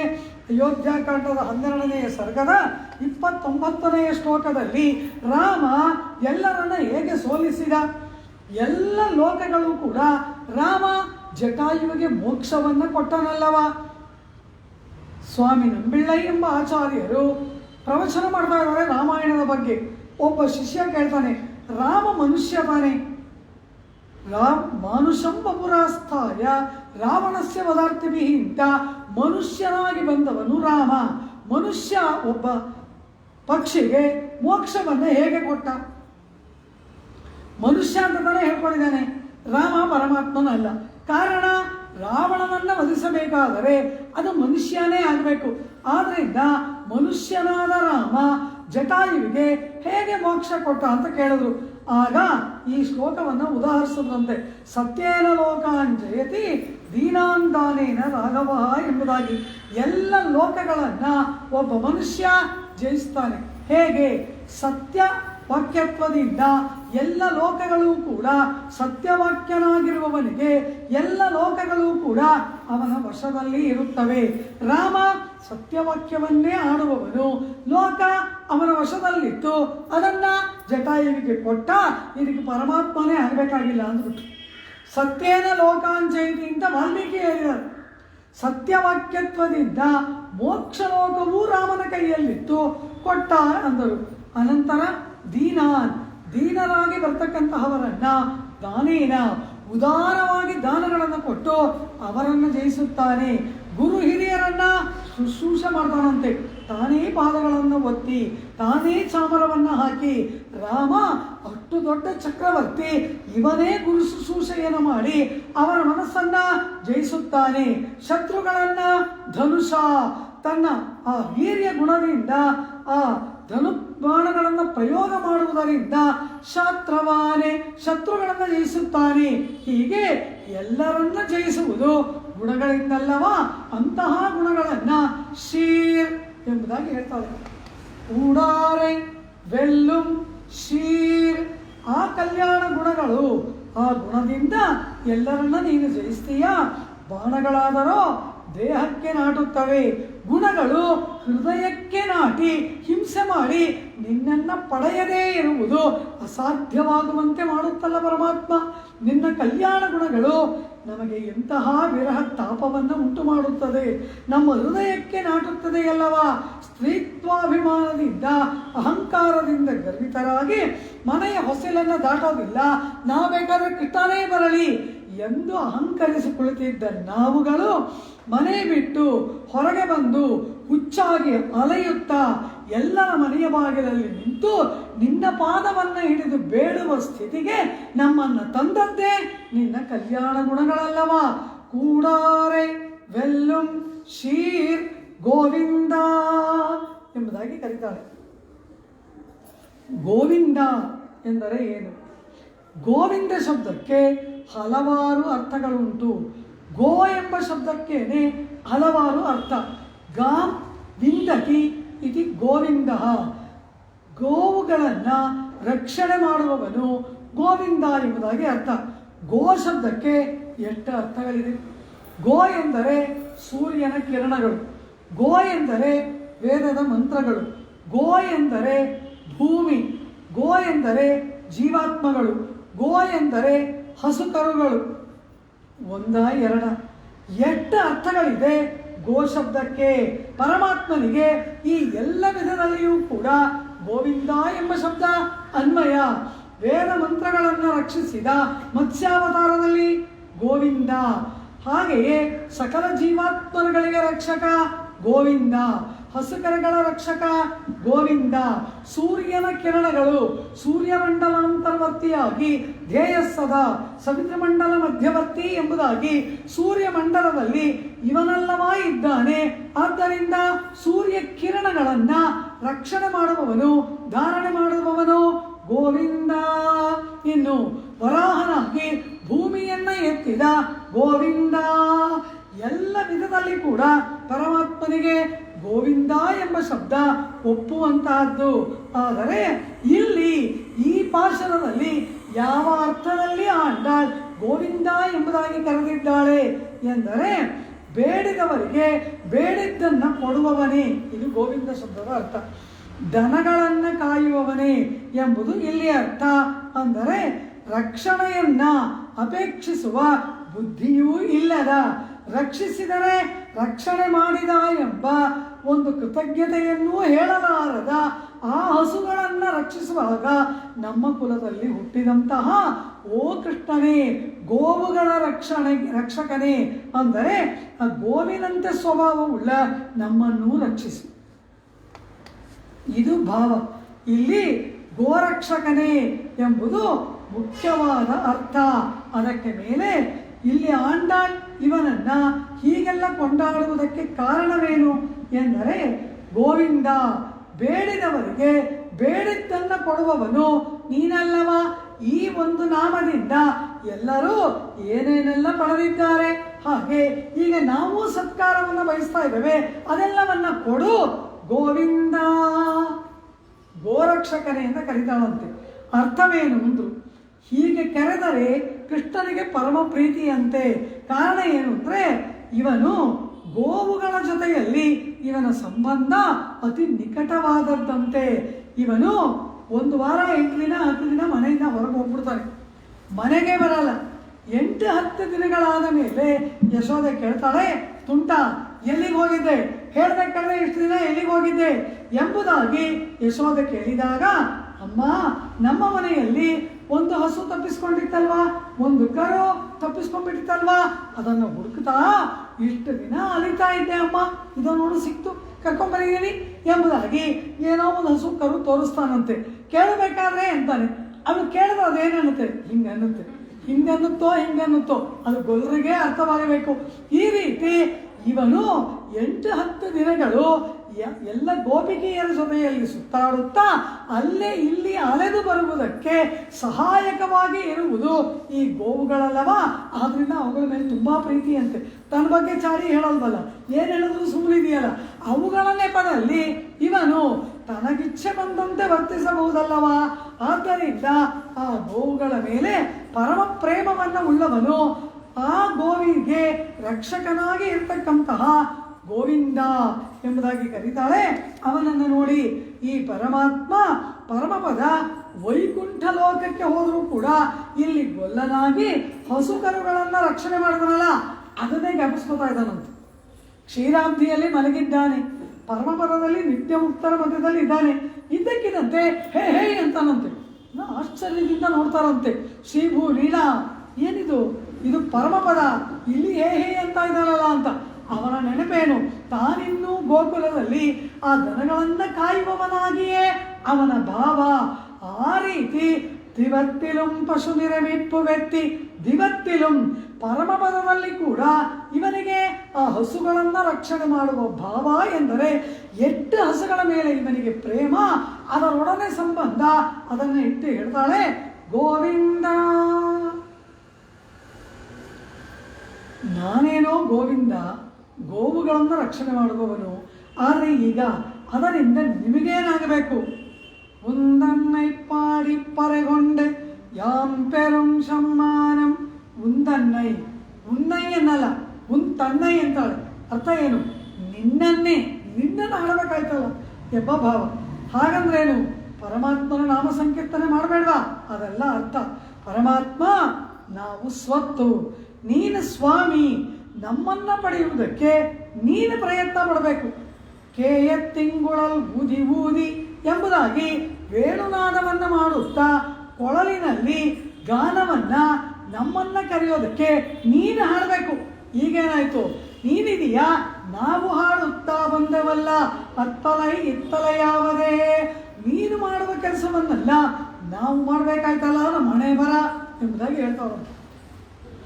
ಆತ್ಮಗಳು ನಿನ್ನ ಸ್ವತ್ತು, ನಮ್ಮನ್ನು ರಕ್ಷಿಸೋಕ್ಕೆ ನೀನು ಬರಬೇಕು. ಈಗೇನಾಯಿತು? ನಿನ್ನನ್ನು ಹುಡುಕಿಕೊಂಡು ನಾವು ಬಂದೇವಲ್ಲ. ಏನಿದು ವಿಚಿತ್ರ? ನಮಗಾಗಿ ನೀನು ವೇಣಗಾನ ಮಾಡಬೇಕು. ಈಗೇನಾಯಿತು? ಉಂದನ್ನೈ ಪಾಡಿ ನಿನ್ನನ್ನು ಕೀರ್ತಿಸುತ್ತಾ ನಿನ್ನನ್ನು ಗಾನ ಮಾಡುತ್ತಾ ನಾವು ಬರುವಂತಾಯಿತಲ್ಲವಾ ಎಂಬುದಾಗಿ ಹೇಳ್ತಾ ಇದ್ದಾಳೆ ಪರಮಾತ್ಮ. ಉಂದನ್ನೈ ಪಾಡಿ ನಿನ್ನನ್ನೇ ಕೊಂಡಾಡಿ ಗಾನ ಮಾಡುತ್ತಾ ಪರೈಗೊಂಡೆ ನಮ್ಮ ಪುರುಷಾರ್ಥವನ್ನು ಪಡೆದು ಯಾಂ ನಾವುಗಳು ಪೆರುಂ ಹೊಂದತಕ್ಕಂತಹ ಸನ್ಮಾನವನ್ನು ನೀನು ನಮಗೆ ಮಾಡಬೇಕು. ನಾವುಗಳು ನಿನ್ನನ್ನು ಗಾನ ಮಾಡುತ್ತಾ ಪುರುಷಾರ್ಥವನ್ನು ಪಡೆಯುವಂತಹ ಸತ್ಕಾರವನ್ನು ನೀನು ನಮಗೆ ಮಾಡಬೇಕು. ಸಮ್ಮಾನಂ ಎಂಬುದಾಗಿ ಹೇಳ್ತಾಳೆ. ಸಮ್ಮಾನಂ ಸನ್ಮಾನ, ಯಾಂ ಪೆರುಂ ಸಮ್ಮಾನಂ ಅಂದರೆ ನಾವುಗಳು ಪಡೆಯತಕ್ಕಂತಹ ಸತ್ಕಾರ. ವ್ರತಾಚರಣೆ ಪೂರ್ಣವಾದ ಮೇಲೆ ನಾವುಗಳು ಸತ್ಕಾರವನ್ನು ಪಡೆಯಬೇಕಲ್ಲವಾ? ಅದನ್ನು ನಿನ್ನಿಂದ ನಾವು ಪಡೆದುಕೊಳ್ಳಬೇಕು ಕೃಷ್ಣ. ಯಾಂ ಪೆರುಂ ಸಮ್ಮಾನಂ, ನಮಗೆ ಸ್ವಾಮಿಯಾದ ಒಂದನ್ನೇ ಪಾಡಿ ಅಂತಾಳೆ. ನಿನ್ನನ್ನು ಗಾನ ಮಾಡುವುದರಿಂದ ನಾವು ಒಂದನ್ನು ಬಯಸೋಲ್ಲ. ಗಾನ ಮಾಡುವುದೇ ಸ್ವಯಂ ಪ್ರಯೋಜನ. ನಾಲಗೆಯನ್ನು ಪಡೆದ ಪ್ರಯೋಜನಕ್ಕಾಗಿ ನಿನ್ನನ್ನು ಗಾನ ಮಾಡುತ್ತೇವೆ. ಆದರೆ ಗೋಪವೃದ್ಧರಿಗಾಗಿ ಪರೈ ವ್ರತವನ್ನು ಮಾಡಬೇಕು, ವ್ರತೋಪಕರಣ ಬೇಕು. ಅದನ್ನು ನಮಗೆ ನೀನು ನೀಡು. ಆದ್ದರಿಂದ ಪರೈಗೊಂಡು ಯಾಂ ಪೆರುಂ ಸಮ್ಮಾನಂ, ದೇವಕಿ ಪುತ್ರನಾದ ನಿನ್ನ ವಿಶೇಷವನ್ನು ಅರಿತು ಯಶೋಧಾ ಪುತ್ರನಾಗಿ ವರ್ಧಿಸಿದಂತಹ ನಿನ್ನ ಅದ್ಭುತವಾದ ಸೌಲಭ್ಯ ಗುಣಗಳನ್ನು ಅನುಭವಿಸಿ ನಾವುಗಳು ನಿನ್ನನ್ನು ಆಶ್ರಯಿಸಿದವರಿಗೆ ಮೋಕ್ಷ ಪುರುಷಾರ್ಥ ತಪ್ಪಿದ್ದಲ್ಲ, ನಿನ್ನನ್ನು ಆಶ್ರಯಿಸಿದವರು ಮುಕ್ತಿಯನ್ನು ಪಡೆದೇ ತೀರುತ್ತಾರೆ ಎಂಬ ಅಧ್ಯವಸಾಯವನ್ನು ಉಳ್ಳಂತಹ ಯಾಂ ನಾವುಗಳು. ಎಂತಹ ನಾವುಗಳು? ಯಾಂ ಪೆರುಂ ಸಮ್ಮಾನ, ನಾವು ಪಡೆಯುವ ಅಂತಾಳೆ. ಎಂಥ ನಾವುಗಳು? ನಿನ್ನ ಅವತಾರ ವೈಭವವನ್ನು, ನಿನ್ನ ಅವತಾರ ರಹಸ್ಯವನ್ನು, ನಿನ್ನ ಕಲ್ಯಾಣ ಗುಣಗಳನ್ನು ಅರಿತು ನಿನ್ನಲ್ಲೇ ನಂಬಿಕೆಯನ್ನಿಟ್ಟು ನಿನ್ನನ್ನೇ ಸಾಧನವಾಗಿ ವರಿಸಿದಂತಹ ಯಾಂ ನಾವುಗಳು ಪೆರುಂ ಸಮ್ಮಾನಂ, ಪಡೆಯತಕ್ಕಂತಹ ಸನ್ಮಾನ. ಎಲೈ ಪರಮಾತ್ಮನೇ, ನೀನು ನಮಗೆ ಸನ್ಮಾನವನ್ನು ಮಾಡಬೇಕು. ನಾವು ನಿನಗೆ ಆರಾಧನೆಯನ್ನು ಮಾಡ್ತೀವಿ, ಪೂಜೆಯನ್ನು ಮಾಡ್ತೀವಿ, ನಿನ್ನನ್ನು ಕೊಂಡಾಡ್ತೀವಿ. ಅದು ನಮಗೆ ಸ್ವರೂಪ ಪ್ರಯುಕ್ತ, ಅದು ನಮಗೆ ವಿಧಿ. ನಿನ್ನನ್ನು ನಾವು ಪೂಜೆ ಮಾಡಬೇಕು ಅನ್ನೋದು ನೀನು ಪರಮಾತ್ಮ, ನಾವು ಆತ್ಮ, ನಿನ್ನ ದಾಸರು, ನಿನಗೆ ಸತ್ಕಾರ ಪೂಜೆಯನ್ನು ಮಾಡುವುದು ನಮ್ಮ ಕರ್ತವ್ಯ. ಆದರೆ ನೀನು ನಮಗೆ ಮಾಡ್ತೀಯ ಅಂದರೆ ಅದು ನೀನು ಪ್ರೇಮದಿಂದ ಮಾಡುವಂತಹದ್ದು. ಪತ್ನಿ ಪತಿಗೆ ಸೇವೆ ಮಾಡುವುದು ಅದನ್ನು ಅವಳಿಗೆ ಶಾಸ್ತ್ರ ವಿಧಿಸಿದೆ. ಆದರೆ ಪತಿ ಏನು ಹೇಳ್ತಾನೆ, ಇವತ್ತು ನೀನು ಕೂತ್ಕೋ, ನಿನಗೆಲ್ಲ ಸೇವೆ ನಾನು ಮಾಡ್ತೀನಿ ಅಂದರೆ ಅದು ಶಾಸ್ತ್ರ ವಿಧಿಸಿಲ್ಲ, ಅದು ಅವನು ಪ್ರೇಮದಿಂದ ಮಾಡುವುದು. ಪತ್ನಿಯ ಮೇಲಿನ ಪ್ರೇಮದಿಂದ ದಿನ ನೀನು ಮಾಡ್ತೀಯ ಅಲ್ವಾ, ಇವತ್ತು ನಾನು ನಿನಗೆ ಸೇವೆ ಮಾಡ್ತೀನಿ ಎಂಬುದಕ್ಕೆ ಕಾರಣ ಅವನು ಪತ್ನಿಯ ಮೇಲಿಟ್ಟ ಪ್ರೇಮ. ಇವಳಿಗೆ ಮಾಡಬೇಕು ಅಂತ ಶಾಸ್ತ್ರ ಇವಳಿಗೆ ವಿಧಿಸಿದೆ, ಅವನಿಗೆ ವಿಧಿಸಲಿಲ್ಲ. ಆದರೆ ಅವನು ಮಾಡ್ತಾನೆ ಅಂದರೆ ಅವನು ತನ್ನ ಪ್ರೇಮದಿಂದ ತಾನೇ ವಿಧಿಸಿಕೊಂಡು ಪತ್ನಿಯ ಸೇವೆಯನ್ನು ಮಾಡ್ತಾನೆ. ಹೀಗೆ ನಾವು ಮಾಡುವುದು ವಿಧಿ ಪ್ರಯುಕ್ತ, ನೀನು ಮಾಡ್ತಕ್ಕಂತಹದ್ದು ರಾಗಪ್ರಾಪ್ತ. ಆ ರೀತಿ ನೀನು ನಮಗೆ ಪ್ರೇಮದಿಂದ ಸನ್ಮಾನವನ್ನು ಮಾಡು. ರಾಮನನ್ನ ಸೀತಾ ಸ್ವಹಸ್ತದಿಂದ ಅಲಂಕಾರವನ್ನು ಮಾಡಿಬಿಟ್ಟು ರಾಮ ಪಟ್ಟಾಭಿಷೇಕ ಮಾಡಿಸಿಕೊಳ್ಳುವುದಕ್ಕಾಗಿ ಹೊರಟಾಗ ಆ ಹೆಬ್ಬಾಗಿಲಿನ ತನಕ ಬಂದು ಸೀತೆ ರಾಮನಿಗೆ ಮಂಗಳಾಶಾಸನವನ್ನು ಮಾಡಿಬಿಟ್ಟು ಅನಂತರ ರಾಮನನ್ನು ನೋಡ್ತಾ ನಿಂತಾಗ ರಾಮ ಏನು ಮಾಡ್ತಾನಂತೆ, ಅವಳ ಪಾದಗಳನ್ನು ಮುಟ್ಟಿ, ಪ್ರಿಯೇ ಇಷ್ಟು ದೂರ ನಡೆದು ಬಂದೆಯಲ್ಲವ, ಸಾಕು, ಇಷ್ಟು ಅಭಿಮಾನದಿಂದ ಪ್ರೇಮದಿಂದ ಇಷ್ಟು ದೂರ ನಡೆದು ಬಂದೆಯಲ್ಲ, ಇನ್ನು ಬಂದದ್ದು ಸಾಕು ಅಂತ ಅವಳ ಕಾಲನ್ನು ಮುಟ್ಟಿ ಹೇಳ್ತಾನಂತೆ. ಸೀತೆ ರಾಮನ ಕಾಲನ್ನು ಮುಟ್ಟುವುದು ಅವಳಿಗೆ ವಿಧಿಪ್ರಾಪ್ತ. ಆದರೆ ಇವನು ಅವಳ ಕಾಲನ್ನು ಪ್ರೇಮದಿಂದ ಮುಟ್ಟುವುದು ರಾಗಪ್ರಾಪ್ತ, ಪ್ರೇಮದಿಂದ ಮಾಡುವಂತಹದ್ದು. ಹೀಗೆ ಈ ಪರಮಾತ್ಮ ಅವನು ಭೋಗ ಪ್ರೇಮದಿಂದ ಮಾಡ್ತಾನೆ, ಅವಳಿಗೆ ಸ್ವಯಂ ಪ್ರವೃತ್ತನಾಗಿ ಅವನು ಮಾಡುವುದು. ಅವನಿಗೆ ಯಾವ ವೇದಶಾಸ್ತ್ರ ಯಾವುದು ವಿಧಿಸಿಲ್ಲ, ತಾನೇ ತನ್ನ ಮೇಲಿನ ಅವಳ ಮೇಲಿನ ಪ್ರೇಮದಿಂದ ಅವನು ಮಾಡ್ತಾನಲ್ಲ. ಹೀಗೆ ಆಶ್ರಿತರಾದ ನಾವು ಮಾಡುವುದಲ್ಲ ನಮ್ಮ ಸ್ವರೂಪಕ್ಕೆ ಅನುಗುಣವಾದದ್ದು, ನೀನು ನಮಗೆ ಮಾಡುವುದಲ್ಲ, ನೀನು ನಮ್ಮ ಮೇಲಿನ ಪ್ರಣಯದಿಂದ ಮಾಡುವುದು, ಪ್ರೇಮದಿಂದ ಮಾಡುವುದು. ಅಂತಹ ಪ್ರಣಯಪೂರ್ವಕವಾದ ಸತ್ಕಾರವನ್ನು ನಿನ್ನ ಪ್ರೇಮಿಗಳಾದ ನಿನಗೆ ಅತ್ಯಂತ ಪ್ರಿಯತಮೆಯರಾಗಿರ್ತಕ್ಕಂತಹ ನಮ್ಮ ವಿಷಯದಲ್ಲಿ ನೀನು ಮಾಡಬೇಕು ಪರಮಾತ್ಮ ಎಂಬುದಾಗಿ ಹೇಳ್ತಾಳೆ. ಏನು ಮಾಡಬೇಕು? ನಾಡು ಪುಹಳಂ ಪರಿಶಿನಾಲ್ ನನ್ರಾಗ, ನಾಡು ಪುಹಳಂ, ನಾಡು ಇಡೀ ದೇಶವೇ ಲೋಕವೇ ಪುಹಳಂ ಕೊಂಡಾಡುವ ರೀತಿಯಲ್ಲಿ ಪರಿಶಿನಾಲ್, ಪರಿಶಿ ಅಂದರೆ ಬಹುಮಾನಗಳು, ಉಡುಗೊರೆಗಳು, ಆ ಬಹುಮಾನಗಳಿಂದ ಉಡುಗೊರೆಗಳಿಂದ ನಮ್ಮನ್ನು ನೀನು ಪೆರುಂ ಸಮ್ಮಾನಂ, ನಾಡು ಪುಹಳಂ ಪರಿಶಿನಾಲ್ ನಂದ್ರಾಹ, ಶ್ಲಾಘ್ಯವಾದ ರೀತಿಯಲ್ಲಿ ಉತ್ಕೃಷ್ಟವಾದ ರೀತಿಯಲ್ಲಿ ನಾವುಗಳು ಪೆರುಂ ಸಮ್ಮಾನಂ, ಪೆರುಂ ಪಡೆಯತಕ್ಕಂತಹ ಸಮ್ಮಾನಂ ಸತ್ಕಾರವು ಇರಬೇಕು ಪರಮಾತ್ಮ. ಲೋಕವೇ ಕೊಂಡಾಡುವ ರೀತಿಯಲ್ಲಿ ಕೀರ್ತಿಸುವ ರೀತಿಯಲ್ಲಿ ಉತ್ಕೃಷ್ಟವಾದ ಉಡುಗೊರೆಗಳಿಂದ ಬಹುಮಾನಗಳಿಂದ ನಾವುಗಳು ನಿನ್ನಿಂದ ಸನ್ಮಾನವನ್ನು ಶ್ಲಾಘ್ಯವಾದ ರೀತಿಯಲ್ಲಿ ಪಡೆಯಬೇಕು ಪರಮಾತ್ಮ. ಎಂಥ ಒಂದು ಸನ್ಮಾನ! ಶ್ರೀರಾಮಚಂದ್ರನಿಗೆ ಪಟ್ಟಾಭಿಷೇಕವಾಗುವಾಗ ಎಲ್ಲರಿಗೆ ರಾಮ ಉಡುಗೊರೆಗಳನ್ನು ಕೊಡ್ತಾನಲ್ಲವ, ಹಾಗೆ ಉಡುಗೊರೆಗಳನ್ನು ಕೊಟ್ಟು ಅವರವರಿಗೆ ಇವನೇ ಉಡುಗೊರೆಯನ್ನು ಕೊಟ್ಬಿಡ್ತಾನೆ. ಆದರೆ ಹನುಮಾನನಿಗೆ ಉಡುಗೊರೆಯನ್ನು ಕೊಡುವಾಗ ತನ್ನ ಕೊರಳಲ್ಲಿ ಇರುವ ಮುಕ್ತಾಹಾರ, ಆ ಮುತ್ತಿನ ಹಾರವನ್ನು ತೆಗೆದು ಸೀತೆಯ ಕೈಗೆ ಕೊಟ್ಬಿಟ್ಟು ಹೇಳ್ತಾನಂತೆ, ಇದನ್ನು ಯಾರಿಗೆ ಕೊಡಬೇಕು ಅಂತ ನಿನಗನ್ಸುತ್ತೋ ಅವರಿಗೆ ಕೊಡು ಅಂತ. ರಾಮ ಕೊಡೋಲ್ಲ. ಏನು ಮಾಡ್ದ? ಪ್ರದೇಹಿ ಸುಭಗೆ ಹಾರಂ ಯಸ್ಯ ತುಷ್ಟಾಸಿ ಭಾಮಿನಿ. ವಾಲ್ಮೀಕಿಗಳೇ ಹೇಳ್ತಾರೆ, ಪ್ರದೇಹಿ ಸುಭಗೆ, ಎಲೈ ಮಂಗಳಾಂಗಿಯೇ, ಈ ಹಾರವನ್ನು ಯಾರ ವಿಷಯದಲ್ಲಿ ನಿನ್ನ ಮನಸ್ಸು ಪ್ರಸನ್ನವಾಗಿದೆಯೋ ಅವರಿಗೆ ಕೊಡು ಅಂತಾನೆ. ಇಬ್ಬರು ಒಬ್ರಿಗೊಬ್ರು ಕಣ್ಣಲ್ಲಿ ಮಾತಾಡ್ಕೋತಾರೆ ಸೀತಾರಾಮರು.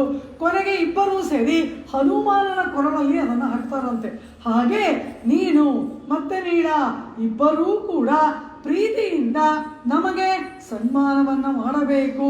ಆ ಹನುಮಾನನಿಗೆ ದೊಡ್ಡ ಸಭೆಯಲ್ಲಿ ಕೊರಳಲ್ಲಿದ್ದ ಹಾರವನ್ನೇ ಪತ್ನಿ ಅಭಿಪ್ರಾಯ ಪೂರ್ವಕವಾಗಿ ಕೊಟ್ಟು ಸತ್ಕಾರ ಮಾಡಿದೆಯಲ್ಲ, ಅಂತಹ ಶ್ಲಾಘ್ಯವಾದ ಸತ್ಕಾರವನ್ನು ನಮಗೆ ಮಾಡಬೇಕು ಪರಮಾತ್ಮ நாடு புகழும் பரிசினால் நன்றாக சூடகமே தோள்வளையே தோடே ಶವಿಪ್ಪೂವೆ ಪಾಡಹಮೆ ಎಂದನೆಯ ಪಲ್ಗಲನು.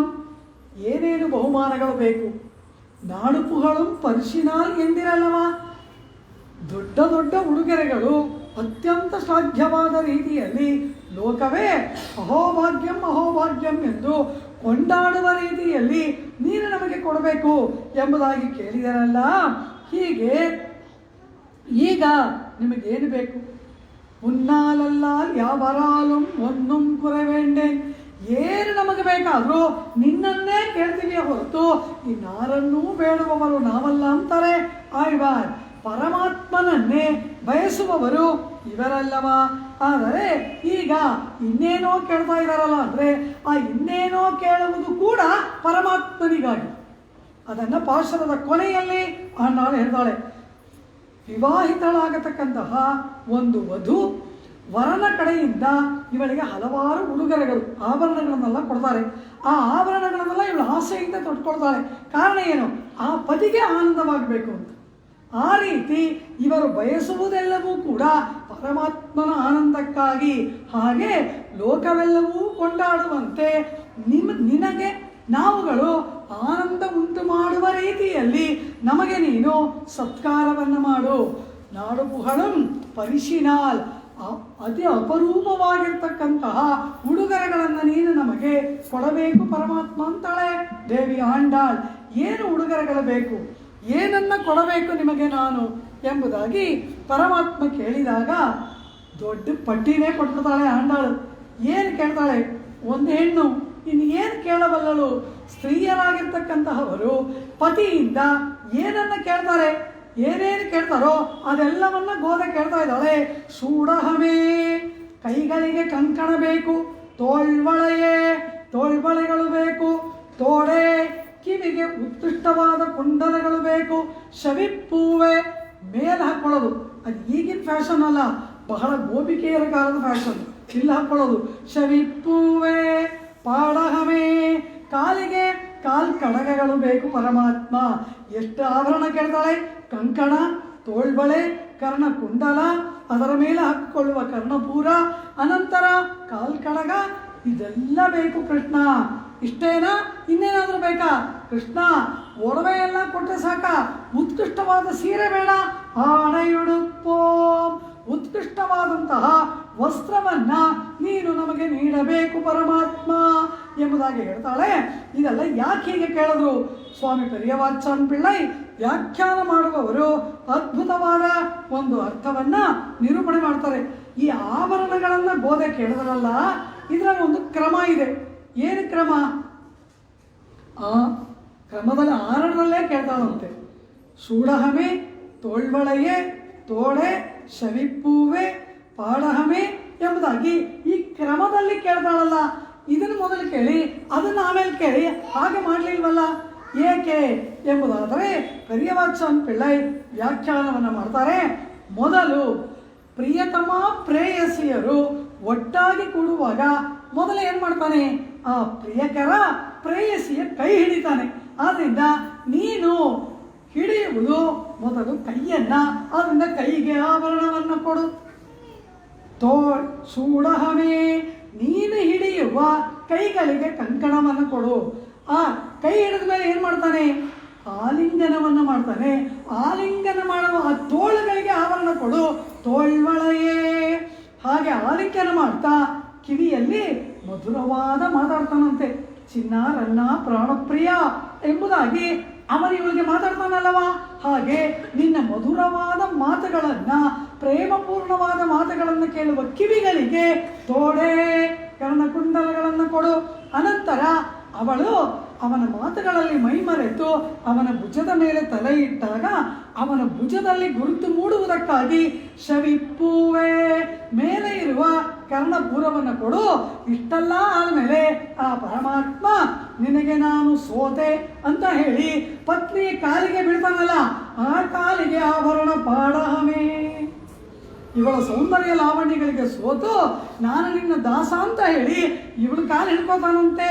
ಆದ್ದರಿಂದ ಪಾಣಿಗ್ರಹಣ ಮಾಡುವ ಕೈಗಳಿಗೆ ಕಂಕಣ, ಆಲಿಂಗನ ಮಾಡುವ ತೋಳೆಗಳಿಗೆ ತೋಳ್ಬಳೆ, ಮಧುರವಾದ ಮಾತುಗಳನ್ನು ಕೇಳುವ ಕಿವಿಗೆ ಕರ್ಣಕುಂಡಲ, ಪರಮಾತ್ಮನ ಭುಜಗಳ ಮೇಲೆ ಶಯನ ಮಾಡಿಕೊಳ್ಳುವ ಕಿವಿಗಳಿಗೆ ಕರ್ಣಪೂರ, ಪರಮಾತ್ಮ ದಾಸ ಅಂತ ಹೇಳುವಾಗ ಕಾಲಿಗೆ ಬಿಡ್ತಾನಲ್ಲ ಅದಕ್ಕೆ ಕಾಲಲ್ಲಿ ಕಾಲ್ಕಡಕಗಳು ಅಂತ ಹೇಳಿ ಈ ಕ್ರಮದಲ್ಲಿ ಕೇಳ್ತಾಳಂತೆ. ಶೂಡಹಮೆ ತೋಳ್ವಳೆಯೇ ತೋಡೆ ಶವಿಪ್ಪೂವೆ ಪಾಡಮಯೇ ಎಂದ್ರನಯ ಪಲ್ಗಲನು. ಇಷ್ಟೇನಾದ್ರು ಕೃಷ್ಣ ನಮಗೆ ಗೊತ್ತಿರೋದು ಇಷ್ಟೇ, ಅದು ಇನ್ನೂ ಏನೇನಿದೆಯೋ ಅದನ್ನೆಲ್ಲ ಕೊಡು.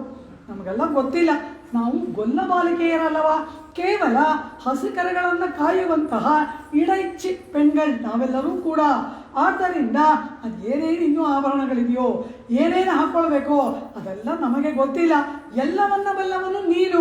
ಇಷ್ಟು ಮಾತ್ರ ಏನೋ ಒಂದು 4-5 ಹೇಳಿದ್ದೀವಿ, ಇನ್ನೂ ಏನೇನಿದೆಯೋ ಅದೆಲ್ಲವನ್ನ ಕೊಡು. ಎಂದ್ರನಯ ಪಲ್ಗಲನು ಎಂಬುದಾಗಿ ಪಲ್ಗಲನು ಹಲವಾರು ಆಭರಣಗಳನ್ನು ನೀನು ನಮಗೆ ನೀಡಬೇಕು ಪರಮಾತ್ಮ.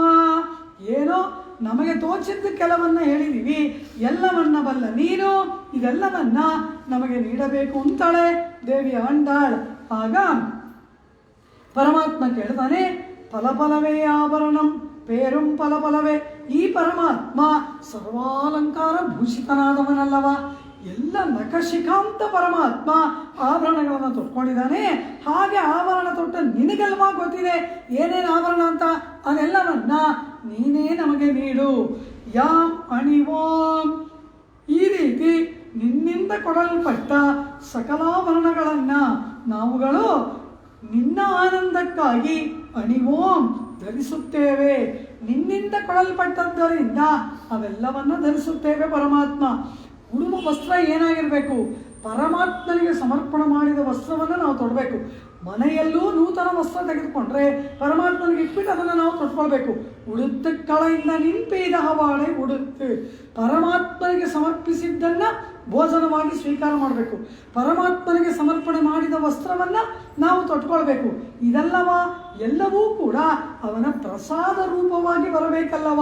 ಆದ್ದರಿಂದ ನೀನು ಕೊಡ್ತಕ್ಕಂತಹದ್ದನ್ನು ಯಾಮಣಿವೋಂ, ಯಾಮ್ ಅಂದರೆ ಯಾರು?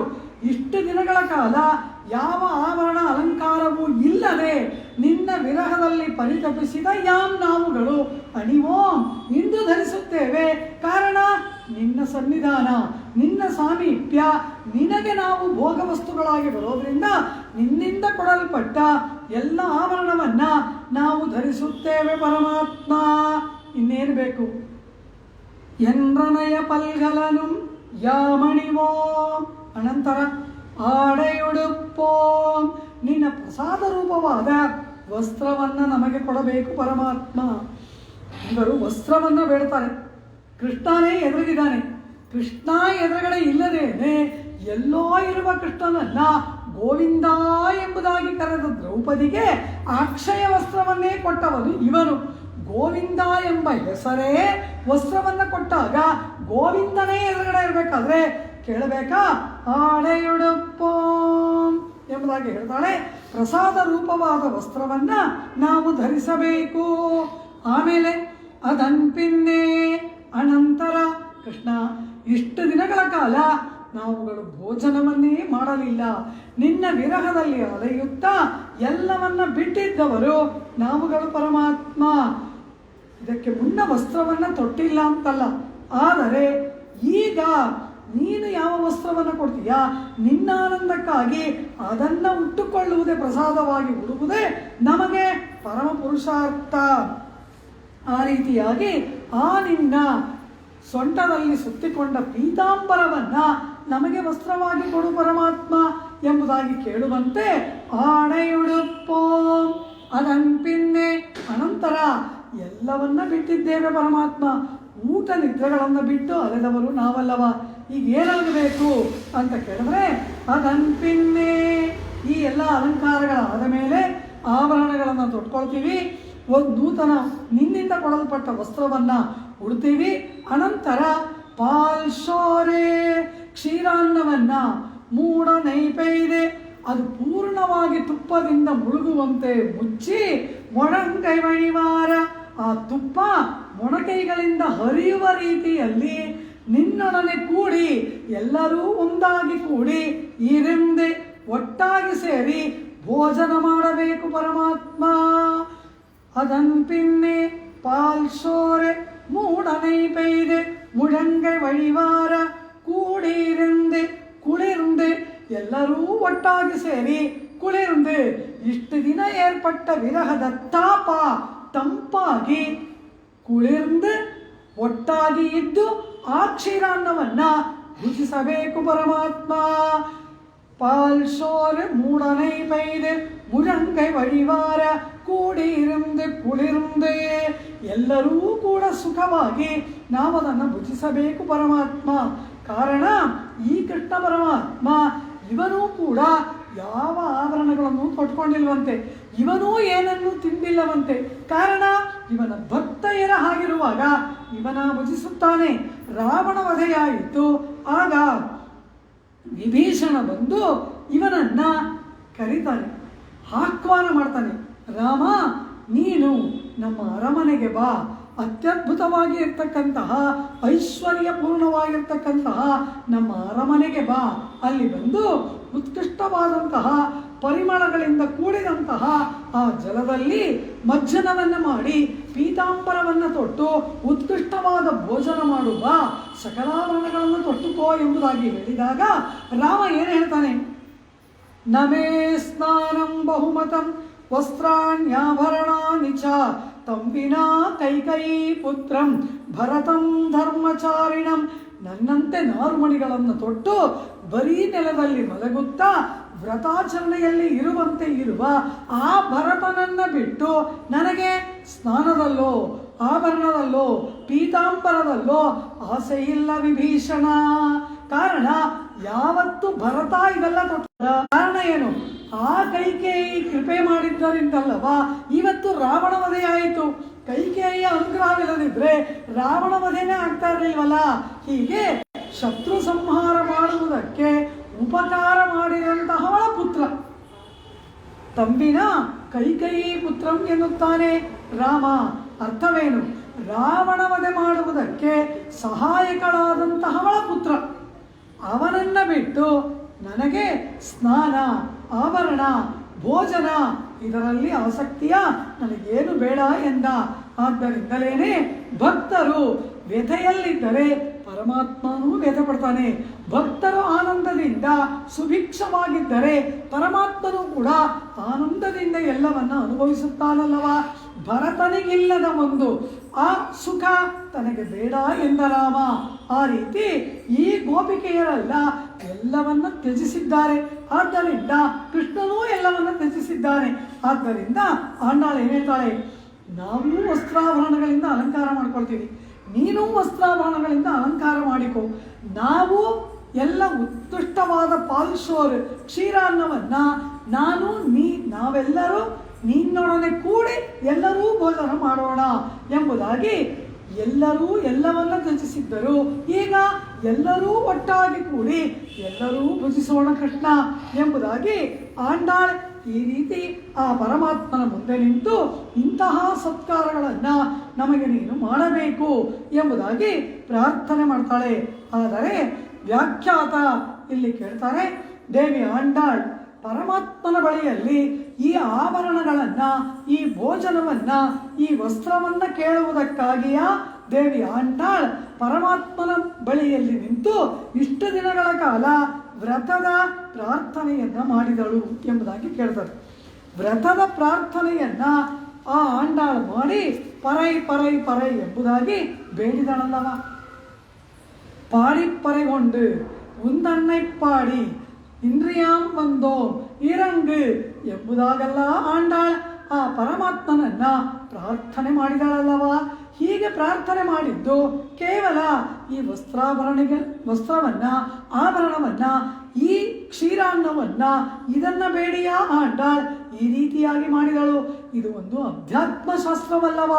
ಈ ರೀತಿ ಲೌಕಿಕವಾದ ಪದಾರ್ಥದ ಪ್ರಾರ್ಥನೆಯೇ ತಿರುಪ್ಪಾವೆಯ ಉದ್ದೇಶವ ಎಂದರೆ ವ್ಯಾಖ್ಯಾತ ನೆನ್ನೆಯ ಪಾಶರದಲ್ಲಿ ಯಾವ ರೀತಿ ವ್ರತೋಪಕರಣಗಳನ್ನು ಕೇಳುವ ಪ್ರಕಾರದಲ್ಲಿ ಹೇಗೆ ಆತ್ಮಗುಣಗಳ ಅಂತರಾರ್ಥವನ್ನು ನಿರೂಪಣೆ ಮಾಡಿದರೋ ಹಾಗೆ ಇಂದಿನ ಪಾಶರದಲ್ಲಿ ಈ ಸನ್ಮಾನವಾಗಿ ಸತ್ಕಾರವಾಗಿ ಪ್ರಾರ್ಥನೆ ಮಾಡುವ ವಿಷಯಗಳಲ್ಲಿ ಆಧ್ಯಾತ್ಮಿಕವಾದ ಅಪೂರ್ವವಾದ ಅರ್ಥವನ್ನು ನಿರೂಪಣೆ ಮಾಡ್ತಾರೆ. ಇಲ್ಲಿ ಅದು ಯಾವ ಅರ್ಥ? ಉಪನಿಷತ್ತುಗಳು ಹೇಳತಕ್ಕಂತಹ ಗೀತಾಚಾರ್ಯನಾದ ಪಾರ್ಥ ಸಾರಥಿ ಭಗವದ್ಗೀತೆಯಲ್ಲಿ ಅರ್ಜುನನಿಗೆ ಉಪದೇಶ ಮಾಡುವಂತಹ ಆ ಉಪನಿಷತ್ತುಗಳಲ್ಲಿ ಉತ್ಕೃಷ್ಟವಾಗಿ ಹೇಳಲ್ಪಟ್ಟ ಅಪೂರ್ವವಾದಂತಹ ಆ ವಿಚಾರವನ್ನು ಆಂಡಾಳ್ ಇಲ್ಲಿ ಈ ರೀತಿಯಾಗಿ ನಿರೂಪಣೆ ಮಾಡುತ್ತಿದ್ದಾಳೆ ಎಂಬುದಾಗಿ ಇದರ ಅಂತರಾರ್ಥವನ್ನು ಪೂರ್ವಾಚಾರ್ಯರುಗಳು ನಮಗೆ ತಿಳಿಸಿಕೊಡ್ತಾರೆ. ಏನದು?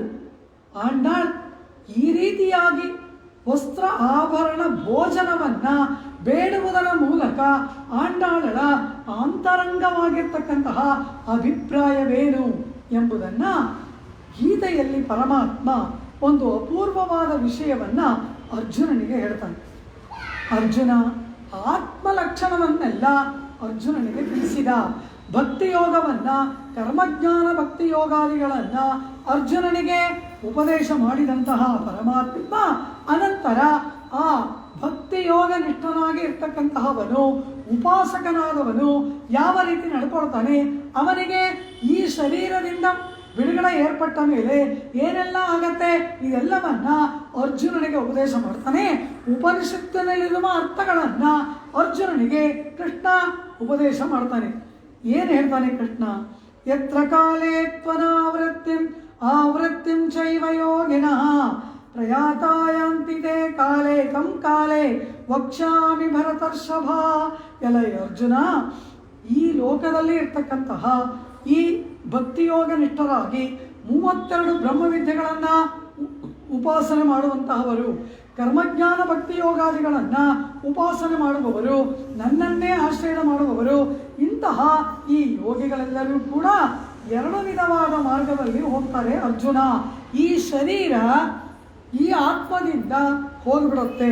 ಅಂದರೆ ಶರೀರದಿಂದ ಆತ್ಮ ಬೇರಾಗುವುದೇ ಮರಣ, ಶರೀರದೊಡನೆ ಆತ್ಮ ಕೂಡುವುದೇ ಜನನ. ಈ ರೀತಿ ಅದು ಯಾವ ಶರೀರವೋ, ಆನೆಯೋ ಕುದುರೆಯೋ ಒಂಟೆಯೋ ಮನುಷ್ಯನೋ ದೇವನೋ ರಾಕ್ಷಸನೋ ದಾನವನೋ ಯಾವುದಾದರೂ ಆಗಲಿ, ಆತ್ಮನಿಗೆ ಶರೀರದೊಡನೆ ಏರ್ಪಡುವ ಸಂಬಂಧ ಜನನ, ಶರೀರದಿಂದ ಏರ್ಪಡುವ ವಿಯೋಗವೇ ಮರಣ. ಆ ರೀತಿ ಈ ಆತ್ಮ ಈ ಶರೀರದಿಂದ, ಅಂದರೆ ಈಗ ಮನುಷ್ಯ ಶರೀರದ ಬಗ್ಗೆ ಕೃಷ್ಣ ಪರಮಾತ್ಮ ಅರ್ಜುನನಿಗೆ ಉಪದೇಶವನ್ನು ಮಾಡ್ತಾ ಇದ್ದಾನೆ. ಹೀಗೆ ಮನುಷ್ಯ ಶರೀರದಿಂದ ಹೊರಡತಕ್ಕಂತಹ ಯೋಗಿ, ಅಂದರೆ ಈ ಕರ್ಮಜ್ಞಾನ ಭಕ್ತಿಯೋಗಾದಿಗಳನ್ನು ಉಪಾಸನೆ ಮಾಡಿದವನು ಅಥವಾ ನನ್ನನ್ನೇ ಆಶ್ರಯ ಮಾಡಿದವನು ಯಾರೇ ಆಗಲಿ, ಇವರುಗಳು 2 ಮಾರ್ಗವಿದೆ. ಈ ಲೋಕದಿಂದ ಪ್ರಾಣವಿಯೋಗವಾದವರು ಹೋಗುವ ಮಾರ್ಗ. ಅದು ಯಾವ ಮಾರ್ಗ ಅಂತ ಕೇಳಿದ್ರೆ 2 ಮಾರ್ಗವಿದೆ ಅರ್ಜುನ.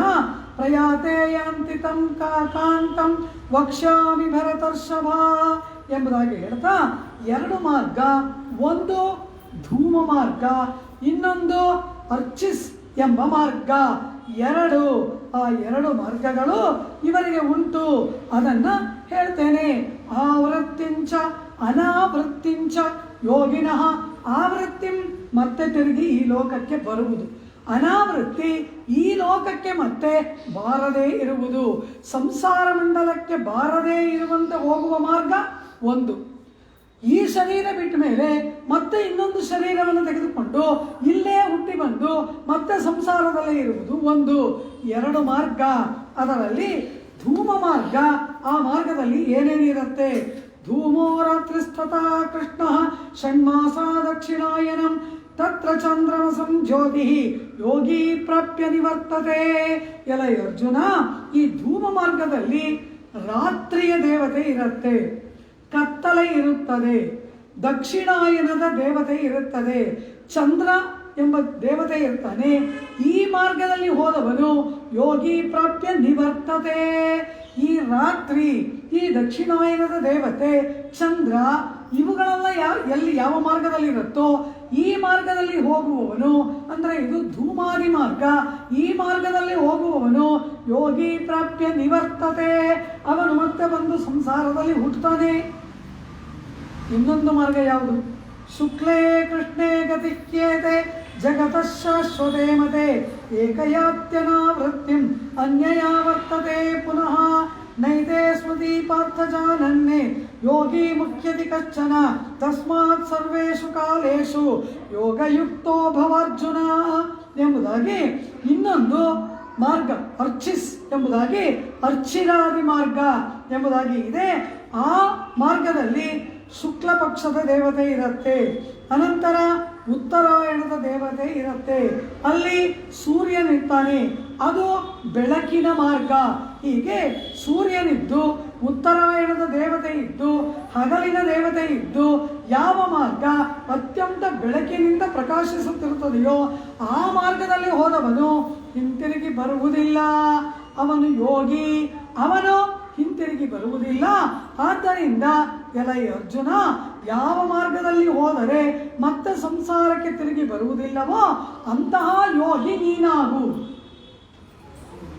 ತಸ್ಮಾತ್ ಸರ್ವೇಷು ಕಾಲೇಷು ಯೋಗಯುಕ್ತೋ ಭವಾರ್ಜುನ, ಅಂತಹ ಯೋಗಿಯಾಗಿ ನೀನಾಗಬೇಕು ಎಂಬುದಾಗಿ ಅರ್ಜುನನನ್ನು ನೋಡಿ ಕೃಷ್ಣ ಪರಮಾತ್ಮ ಎರಡು ಮಾರ್ಗವನ್ನು ಹೇಳಿದನಲ್ಲವಾ. ಇಂತಹ ಈ ಎರಡು ಮಾರ್ಗದಲ್ಲಿರುವಂತಹ ಅರ್ಚಿರಾದಿ ಮಾರ್ಗದಲ್ಲಿ ಹೋಗುವವನು ತಿರುಗಿ ಬಾರದೆ ಮೋಕ್ಷವನ್ನು ಪಡಿತಾನೆ. ಮೋಕ್ಷವನ್ನು ಪಡಿಬೇಕಾದ್ರೆ ಏನಾಗಬೇಕು? ಪುಣ್ಯವೂ ಇರಬಾರ್ದು, ಪಾಪವೂ ಇರಬಾರ್ದು. ಪುಣ್ಯ ಪಾಪೇ ವಿಧೂಯ ನಿರಂಜನ ಪರಮಂ ಸಾಮ್ಯಮುಪೈತಿ ದಿವ್ಯಂ ಎಂಬುದಾಗಿ, ಪುಣ್ಯ ಇದ್ದರೆ ಬೇರೆ ಬೇರೆ ಸ್ವರ್ಗಾದಿ ಲೋಕಗಳಲ್ಲಿ ಹುಟ್ಟಬೇಕಾಗುತ್ತೆ. ಪಾಪ ಅಧಿಕವಾದರೆ ಯಮಾದಿಗಳಿರ್ತಕ್ಕಂತಹ ಕೆಳಗಿನ ಆ ಅತಳ ಸುತಳ ಪಾತಾಳ ವಿತಳ ಏನೇನೋ ಲೋಕ ಇದೆಯಲ್ಲ, ಅಲ್ಲಲ್ಲ ಬೇರೆ ಬೇರೆ ಶರೀರಗಳಿಂದ ಆ ಯಾತನೆಯನ್ನು ಅನುಭವಿಸ್ಬೇಕಾಗುತ್ತೆ. ಇಲ್ಲಿ ಮನುಷ್ಯನಾಗಿ ಹುಟ್ಟಿದರೂ ಕೂಡ ಇಲ್ಲಿ ಸುಖಾನುಭವ ಮಾಡೋದ್ರಿಂದ ಪುಣ್ಯಕ್ಷಯವಾಗುತ್ತದೆ, ದುಃಖಾನುಭವದಿಂದ ಪಾಪಕ್ಷಯ. ಒಟ್ಟಿನಲ್ಲಿ ಪುಣ್ಯ ಪಾಪ ಇದು ಎರಡು ಇರುವ ತನಕ ಶರೀರ ಬರ್ತಾನೇ ಇರುತ್ತೆ. ಶರೀರ ಬರಬಾರ್ದು ಅಂದರೆ ಕರ್ಮ ಶೂನ್ಯವಾಗಬೇಕು. ಆ ಕರ್ಮ ಹೇಗೆ ಶೂನ್ಯವಾಗುತ್ತೆ? ಪರಮಾತ್ಮನ ದಿವ್ಯಾನುಗ್ರಹದಿಂದ, ಪರಮಾತ್ಮನ ಅತ್ಯದ್ಭುತವಾದ ಕಟಾಕ್ಷದಿಂದ, ಪರಮಾತ್ಮನ ದಯೆಯಿಂದ, ಕೃಪೆಯಿಂದ, ಪರಮಾತ್ಮನ ಮಾಡುವ ಅನುಗ್ರಹದಿಂದ ಕರ್ಮ ಶೂನ್ಯವಾಗುತ್ತೆ. ಆ ಪುಣ್ಯಪಾಪ ಕರ್ಮಗಳನ್ನು ಕಳೆದುಕೊಳ್ಳುವ ಶಕ್ತಿ ನಮಗಿಲ್ಲ, ಯಾರಿಗೂ ಇಲ್ಲ. ಅದನ್ನು ಕಳೆಯಬಲ್ಲವನು ಪರಮಾತ್ಮ ಒಬ್ಬನೇ. ಮೋಕ್ಷಮಿಚ್ಛೇತೆ ಜನಾರ್ದನಾಥ್ ಅಂತ ಶಾಸ್ತ್ರ ಹೇಳ್ಬಿಡ್ತು. ಯಾವ ಬ್ರಹ್ಮನೂ ಇಲ್ಲ, ಪರಮಶಿವನೂ ಇಲ್ಲ, ನಾರಾಯಣನೇ ಕರ್ಮವನ್ನು ಕಳೆಯುವವನು. ಮೋಕ್ಷಮಿಚ್ಛೇತೆ ಜನಾರ್ದನಾಥ್ ಎಂಬುದು ಶಾಸ್ತ್ರಗಳ ಮಾತು. ನಮ್ಮ ಪುಣ್ಯ ಪಾಪಗಳನ್ನು ಕಳೆಯಬಲ್ಲವನು ಶ್ರೀಯಪ್ಪತಿಯಾದ ಜನಾರ್ದನನಾದ ನಾರಾಯಣ, ಅವನೇ ಕರ್ಮಾಧ್ಯಕ್ಷ ಅಂತ ಹೇಳ್ತಾರೆ. ಕಾರಣ ಬ್ರಹ್ಮರುದ್ರಾದಿಗಳು ಕೂಡ ಕರ್ಮಕ್ಕೆ ಕಟ್ಟುಪಟ್ಟವರು. ಬ್ರಹ್ಮನೂ ಕೂಡ ಪರಮಾತ್ಮನನ್ನು ಆರಾಧನೆ ಮಾಡಿ ಪುಣ್ಯ ಕರ್ಮವನ್ನು ಸಂಪಾದನೆ ಮಾಡಿ ಬ್ರಹ್ಮ ಪದವಿಯನ್ನು ಪಡ್ಕೊಂಡಿದ್ದಾನೆ. ಶಿವನೂ ಹಾಗೆ, ಅವನ ಒಂದು ಪುಣ್ಯದಿಂದ ಅವನು ಪರಮಶಿವನಾಗಿ ಕೈಲಾಸಾಧಿಪತಿಯಾಗಿ ಆಗಿದ್ದಾನೆ. ಅವರೆಲ್ಲರೂ ಕೂಡ ಕರ್ಮಕ್ಕೆ ಒಳಪಟ್ಟವರು. ಈಗಿರುವ ಚತುರ್ಮುಖ ಬ್ರಹ್ಮ ಈಗ ನಾವು ಯಾವುದರಲ್ಲಿದ್ದೀವಿ? ಅದ್ಯ ಬ್ರಹ್ಮಣ ದ್ವಿತೀಯ ಪರಾರ್ಧ ಅಂತ ಹೇಳ್ತೀವಿ. ಈಗಿರುವ ಚತುರ್ಮುಖ ಬ್ರಹ್ಮನಿಗೆ ಈಗ 50 ವರ್ಷ ಆಗೋಯ್ತು. ಸೆಕೆಂಡ್ 50ನಲ್ಲಿ ಇದ್ದಾನೆ ಈ ಬ್ರಹ್ಮ, ಈಗಿರುವ ಚತುರ್ಮುಖ ಬ್ರಹ್ಮ. ಈ 50 ವರ್ಷ ಆಗೋಯ್ತು ಅಂದರೆ ಈ ಒಂದು ಅರ್ಧ ಪರಾರ್ಧ ಮುಗಿಯುತ್ತೆ. ಈ ಬ್ರಹ್ಮನ ಆಯಸ್ಸು ಮುಗಿದೋಗುತ್ತೆ. ಮುಂದೆ ಚತುರ್ಮುಖ ಬ್ರಹ್ಮನಾಗಿ ಬರೋದು ಯಾವುದು ಅಂದರೆ ಹನುಮಾನ್, ಆಂಜನೇಯ. ಅದಕ್ಕೆ ಇನ್ನೂ ಆಂಜನೇಯ ಮೋಕ್ಷಕ್ಕೆ ಹೋಗಿಲ್ಲ. ಆಂಜನೇಯ ಇನ್ನೂ ಈ ಲೋಕದಲ್ಲೇ ಇರುವುದಕ್ಕೆ ಕಾರಣ ಮುಂದಕ್ಕೆ ಚತುರ್ಮುಖ ಬ್ರಹ್ಮನಾಗುವವನು ಹನುಮಾನ್, ಆಂಜನೇಯ. ಈ ರೀತಿ ಅವರವರ ಪುಣ್ಯಾನುಸಾರ ಅವರಿಗೆ ಬ್ರಹ್ಮರುದ್ರಾದಿ ಪಟ್ಟಗಳು ಕೊಡಲ್ಪಟ್ಟಿವೆ. ಅವರೂ ಕೂಡ ಪುಣ್ಯಗಳ ಬಲದಿಂದ ಪರಮಶಿವನಾಗಿಯೋ ಚತುರ್ಮುಖನಾಗಿಯೋ ಅವರೆಲ್ಲ ಇದ್ದಾರೆ. ಇವರೂ ಕೂಡ ಇವರ ಆ ಪರಮಶಿವನ ಪದವಿ ಮುಗೀತು, ಬ್ರಹ್ಮನ ಪದವಿ ಮುಗೀತು ಅಂದರೆ ಇವರೆಲ್ಲ ಸತ್ಯಲೋಕದಲ್ಲಿ ಹೋಗಿ ಕಾಯ್ತಾ ಇರ್ತಾರೆ. ಮಹಾಪ್ರಳಯ ಬಂದಾಗ ಯಸ್ಯ ಬ್ರಹ್ಮಚಕ್ಷತ್ರಂಚ ಉಭೇ ಭವದ ಓದನಃ ಎಂಬುದಾಗಿ ಆ ಪರಾತ್ಪರ ಇವರನ್ನೂ ನುಂಗಿ ಇವರಿಗೂ ಆಮೇಲೆ ಮೋಕ್ಷ. ಇದನ್ನೆಲ್ಲ ವೇದ ಹೇಳುತ್ತೆ, ಉಪನಿಷತ್ತುಗಳು ಇದನ್ನೆಲ್ಲ ಹೇಳ್ತಾ ಇದೆ. ಆದ್ದರಿಂದಲೇ ನಮ್ಮ ಕರ್ಮವನ್ನು ಕಳೆಯಬಲ್ಲವರು ಯಾರು? ಒಂದು ತೂತಾದ ದೋಣಿ, ಒಂದು ಬಿರುಕು ಬಿಟ್ಟ ದೋಣಿ, ಎರಡೂ ಮುಳುಗೋದೇನೆ. ಆದ್ದರಿಂದ ಯಾವ ದೋಣಿಯಲ್ಲಿ ಕೂತ್ಕೋಬೇಕು? ಯಾವ ದೋಣಿ ಯಾವತ್ತೂ ಮುಳುಗಲ್ವೋ ಆ ದೋಣಿಯನ್ನು ಆಶ್ರಯಿಸಿದರೆ ಮುಳುಗಲಾರೆ. ವಿಷ್ಣು ಪೋತೋ ನರಾಣ, ಸಂಸಾರ ಸಾಗರದಲ್ಲಿ ಮುಳುಗಿದವರಿಗೆ ಯಾವುದು ದೋಣಿ? ವಿಷ್ಣುವೇ ಪೋತ, ದೋಣಿ ನಾವೇ ಎಂದುಬಿಟ್ರು. ಇದನ್ನೇ ಆಂಡಾಳು ಹೇಳ್ತಾಳೆ, ವೈಗುಂಧನೆಂಬದೋರ್ ತೋಣಿ ಪೆರಾದ್ ಉಳಲ್ಗಿನ್ನೆ, ನೀನಲ್ಲವಾ ದೋಣಿ ನಮಗೆ ಎನ್ನುತ್ತಾರೆ. ಕಾರಣ ಏನು? ಅವನು ವಿಷ್ಣು ಎಲ್ಲ ಕಡೆ ವ್ಯಾಪಿಸಿಬಿಟ್ಟಿದ್ದಾನೆ. ಸಂಸಾರದಲ್ಲಿ ಈ ದಳದಿಂದ ಆ ದಳ ತನಕ ಅವನೇ ಇದ್ದಾನೆ. ಅಂಥ ದೋಣಿಯಲ್ಲಿ ಕೂತ್ಕೊಂಡ್ರೆ ಮುಳುಗುವ ಸಂಭವವೇ ಇಲ್ಲ. ಪರಮಾತ್ಮ ಅದನ್ನ ಶಾಸ್ತ್ರ ಹೇಳ್ತು, ಮೋಕ್ಷ ನಿಶ್ಚಯತೆ ಜನಾರ್ದನಾಥ್. ಮೋಕ್ಷ ಬೇಕಾ? ನಾರಾಯಣನ ಕಾಲನ್ನು ಹಿಡಿ ಅಂದ್ಬಿಡ್ತು. ಸುಂದರಳಾದ ಪತ್ನಿ ಬೇಕಾ? ಊರ್ವಶಿಯನ್ನ ಆರಾಧನೆ ಮಾಡು. ವಿಸ್ತಾರವಾದ ಭೂಮಂಡಲದ ಆಧಿಪತ್ಯ ಬೇಕಾ? ಅದಿತಿಯನ್ನು ಕುರಿತು ಹೋಮ ಮಾಡು. ಐಶ್ವರ್ಯ ಬೇಕಾ? ವಾಯುವನ್ನು ಕುರಿತು ಪೂಜೆ ಮಾಡು. ಆರೋಗ್ಯ ಬೇಕಾ? ಆದಿತ್ಯನ ಹತ್ರ ಹೋಗು. ಜ್ಞಾನ ಬೇಕಾ? ಪಾರ್ವತಿಪತಿಯಾದ ರುದ್ರನನ್ನು ಕೇಳು. ಇನ್ನೇನಾದರೂ ವರ ಬೇಕಾ? ಬ್ರಹ್ಮನ ಕಾಲ ಹಿಡಿ. ಆದರೆ ಮೋಕ್ಷ ಬೇಕಾ? ಬರೀ ಮೋಕ್ಷ ಅಲ್ಲ, ಇಲ್ಲಿ ಇರುವ ಒಂದು ಸಣ್ಣ ಪದಾರ್ಥದಿಂದ ಮೋಕ್ಷದ ಪರ್ಯಂತ ಏನೇನು ಬೇಕಾ? ಏಕೈಕ ಲಾಭಾಯ ಸರ್ವಲಾಭಾಯ ಕೇಶವ. ಸಣ್ಣದರಿಂದ ಮೋಕ್ಷದ ತನಕ ಏನು ಬೇಕಾದರೂ ಕೊಡಬಲ್ಲವನು ನಾರಾಯಣನೊಬ್ಬನೇ ಅಂತ ಶಾಸ್ತ್ರ ಹೇಳ್ತಾ ಇದೆ. ಉಪನಿಷತ್ತುಗಳು ಇದನ್ನು ಹೇಳ್ತಾ ಇದೆ, ವೇದ ಇದನ್ನು ಹೇಳ್ತಾ ಇದೆ. ಆದ್ದರಿಂದ ಮೋಕ್ಷ ನಿಶ್ಚಯತೆ ಜನಾರ್ದನಾಥ್ ಎಂಬುದಾಗಿ ಕರ್ಮವನ್ನ ಕಳೆಯಬಲ್ಲವನು, ಪುಣ್ಯ ಪಾಪ ರೂಪವಾದ ಕರ್ಮವನ್ನು ಕಳೆಯಬಲ್ಲವನು ಆ ಜನಾರ್ದನನಾದ ಪರಮಾತ್ಮ, ಪುರುಷೋತ್ತಮನಾದ ನಾರಾಯಣ. ಅವನು ಕೃಪೆ ಮಾಡಿ ನಮ್ಮ ಕರ್ಮಗಳನ್ನು ಶೂನ್ಯಗೊಳಿಸಿದಾಗ ಮಾತ್ರ ನಮಗೆ ಮುಕ್ತಿ. ಅದನ್ನು ಕೃಷ್ಣ ಹೇಳ್ತಾ ಇದ್ದಾನೆ, ಅರ್ಜುನ ಇದು ಅನಾವೃತ್ತಿಯ ಮಾರ್ಗ, ಮತ್ತೆ ಸಂಸಾರಕ್ಕೆ ತರದೇ ಇರುವ ಮಾರ್ಗ. ಹಾಗಾದರೆ ಅಂಥ ಮಾರ್ಗದಲ್ಲಿ ನಾನು ಹೋಗಬೇಕಾದ್ರೆ ನಾನು ಏನು ಮಾಡಲಿ ಕೃಷ್ಣ ಅಂತಾನೆ ಅರ್ಜುನ. ನಾನು ತಿರ್ಗಾ ಬರಬಾರ್ದು ಸಂಸಾರಕ್ಕೆ, ನಾನು ಅಲ್ಲಿಯೇ ಮೋಕ್ಷದಲ್ಲಿ ಇರಬೇಕು. ಏನು ಮಾಡಲಿ ಇಂದ? ಆಗ ಹೇಳ್ತಾನೆ, ಆ ಬ್ರಹ್ಮ ಭುವನಾಲ್ಲೋಕಾಹ ಪುನರಾವರ್ತಿನೋರ್ಜುನ ಮಾಮುಪೇತ್ಯತು ಕೌಂತೇಯ ಪುನರ್ಜನ್ಮನ ವಿದ್ಯತೆ.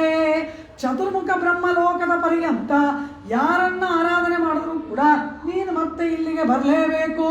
ಆ ಬ್ರಹ್ಮ ಭುವನಾಲ್ಲೋಕಾಹ ಪುನರಾವರ್ತಿನೋರ್ಜುನ, ಮತ್ತೆ ಮತ್ತೆ ಸಂಸಾರಕ್ಕೆ ಬರ್ತಾ ಇರ್ತೀಯ.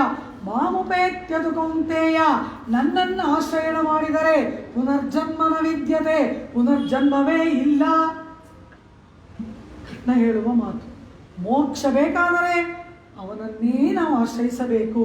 ಇದು ಕೃಷ್ಣ ಅರ್ಜುನನ ಮುಖೇನ ಸಮಸ್ತ ಜೀವರಾಶಿಗೆ ಕೊಟ್ಟ ಅತ್ಯಂತ ಅದ್ಭುತವಾದ ಉಪದೇಶ. ಇಂತಹ ಈ ಪರಮಾತ್ಮ ಹೇಳಿದಂತೆ ಈ ಶರೀರದಲ್ಲಿ ನಾವಿದ್ದೀವಿ. ಈ ಶರೀರ ಅಂತ ಏನನ್ನು ನಾವು ನೋಡ್ತಾ ಇದ್ದೀವಿ, ಇದು ಸ್ಥೂಲ ಶರೀರ ಅಂತ ಹೆಸರು. ಈ ಸ್ಥೂಲ ಶರೀರದ ಒಳಗಡೆ ಇನ್ನೊಂದು ಶರೀರವಿದೆ, ಅದಕ್ಕೆ ಸೂಕ್ಷ್ಮ ಶರೀರ ಅಥವಾ ಲಿಂಗ ಶರೀರ ಅಂತ ಹೆಸರು.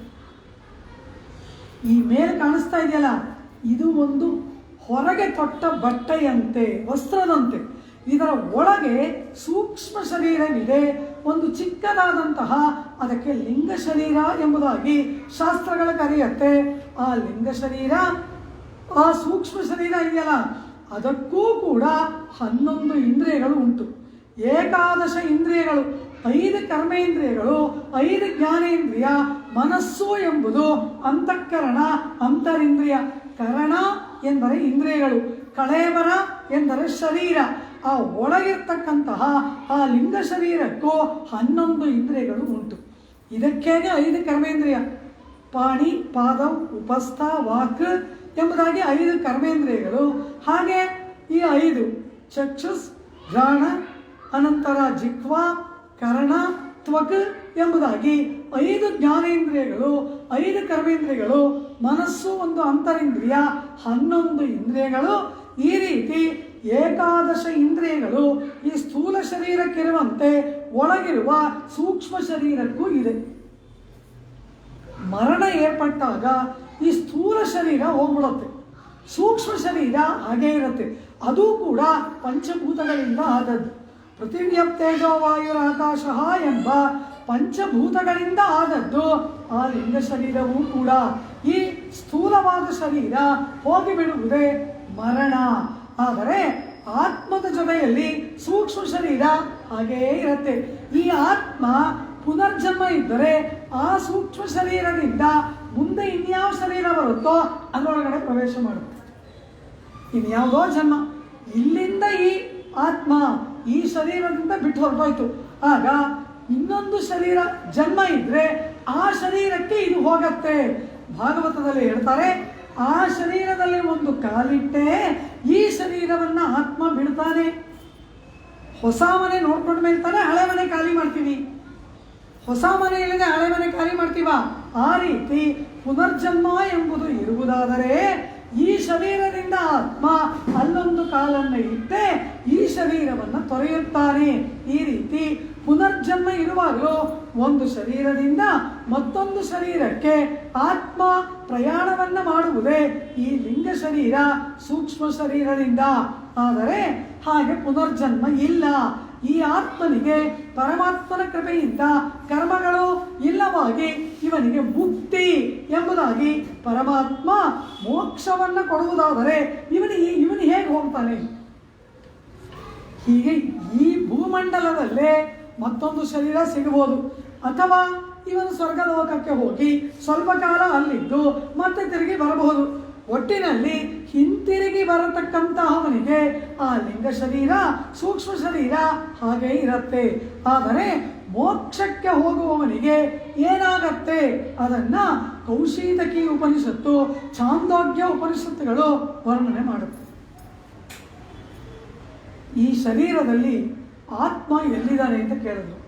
ಹೃದಯ ಸನ್ನಿವಿಷ್ಟ, ಹೃದಯ ಪ್ರದೇಶದಲ್ಲಿ ಆತ್ಮನಿದ್ದಾನೆ ಎಂಬುದಾಗಿ ಶಾಸ್ತ್ರಗಳು ಹೇಳುತ್ತೆ.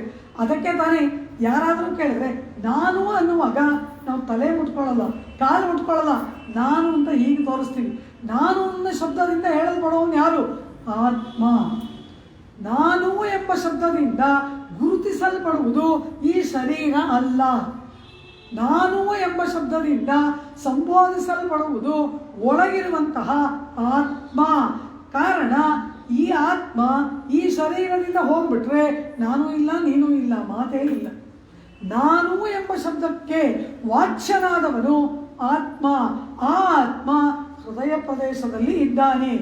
ಈ ಶರೀರದಿಂದ ಕೂಡಿರ್ತಕ್ಕಂತಹ ಈ ಆತ್ಮನಿಗೆ ಮರಣ ಎಂಬುದು ಏರ್ಪಟ್ಟು ಆ ಆತ್ಮನಿಗೆ ಮುಕ್ತಿ ಮೋಕ್ಷ ದೊರೆಯುವಾಗ ಏನು ಮಾಡ್ತಾನೆ ಪರಮಾತ್ಮ ಎಂದರೆ ಅದರಲ್ಲಿ 2 ವಿಧ.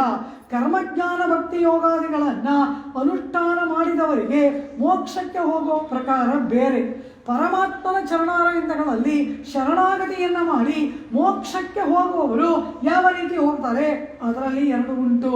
ಒಟ್ಟಿನಲ್ಲಿ ಈ ಹೃದಯ ಪ್ರದೇಶದಲ್ಲಿ ಇರ್ತಕ್ಕಂತಹ ಜೀವಾತ್ಮ ಇವನಿಗೆ ಪುಣ್ಯ ಪಾಪ ಕರ್ಮಗಳು ಕಳೆದು ಇವನಿಗೆ ಮತ್ತೆ ಪುನರ್ಜನ್ಮ ಇಲ್ಲ ಎನ್ನುವಾಗ ಆತ್ಮ ಸುಷುಮ್ನ ಎಂಬ ನಾಡಿಯ ಮೂಲಕ ಪ್ರಯಾಣವನ್ನು ಮಾಡ್ತಾನೆ. ಇಡ, ಪಿಂಗಳ, ಸುಷುಮ್ನ ಎಂಬುದಾಗಿ ನಾಡಿಗಳು ಶರೀರದಲ್ಲಿ ಉಂಟು. ಆ ಇಳ ಪಿಂಗಳ ನಾಡಿಗಳಲ್ಲಿ ಹೋಗುವವನು ಧೂಮಾದಿ ಮಾರ್ಗದಲ್ಲಿ ಹೋಗಿ ಮತ್ತೆ ಬರ್ತಾನೆ. ಆದರೆ ಹೃದಯದಲ್ಲಿ ಇರ್ತಕ್ಕಂತಹ ಈ ಆತ್ಮನಿಗೆ ಮುಕ್ತಿ ಎಂಬುದು ಏರ್ಪಡುವುದಾದರೆ ಈ ಆತ್ಮ ಸುಷುಮ್ನ ನಾಡಿಯ ಮೂಲಕ ಪ್ರಯಾಣವನ್ನು ಮಾಡ್ತಾನೆ. ಹಾಗೆ ಹೋಗಿ ಈ ಶಿರಸ್ಸು ಸುಷುಮ್ನ ನಾಡಿಯ ಅಂತಿಮ ಸ್ಥಳದಲ್ಲಿ ಅಲ್ಲಿ ಬ್ರಹ್ಮರಂಧ್ರವನ್ನ ಭೇದಿಸುತ್ತಾನೆ ಆತ್ಮ. ಆದರೆ ಒಂದು ಕರ್ಮಜ್ಞಾನ ಭಕ್ತಿ ಯೋಗಾದಿಗಳನ್ನು ಮಾಡಿ ಮೋಕ್ಷಕ್ಕೆ ಹೋಗುವವನು ಇವನೇ ಪ್ರಯಾಣ ಮಾಡಬೇಕು, ಇವನೇ ಬ್ರಹ್ಮರಂಧ್ರವನ್ನ ಭೇದಿಸಬೇಕು. ಆದರೆ ಶರಣಾಗತಿ ಮಾಡಿದವನನ್ನ ಪರಮಾತ್ಮ ಕೈ ಹಿಡಿದು ಕರ್ಕೊಂಡು ಹೋಗ್ತಾನೆ. ಆ ಬ್ರಹ್ಮರಂಧ್ರವನ್ನ ಪರಮಾತ್ಮ ಭೇದಿಸುತ್ತಾನೆ. ಬ್ರಹ್ಮರಂಧ್ರ ಅಂದರೆ ಏನು ಕಪಾಲನೆ ಹೊಡೆದೋಗೋದು ಅಂತಲ್ಲ, ಒಂದು ತಲೆ ಕೂದಲಿನ ರಂಧ್ರ ಸಾಕು ಆತ್ಮ ಹೊರಗೆ ಹೋಗುವುದಕ್ಕೆ. ಶರೀರದ ಮೂಲಕ ಬ್ರಹ್ಮರಂಧ್ರ ಭೇದಿಸಿ ಈ ಆತ್ಮ ಪ್ರಯಾಣವನ್ನು ಮಾಡುತ್ತಾನೆ.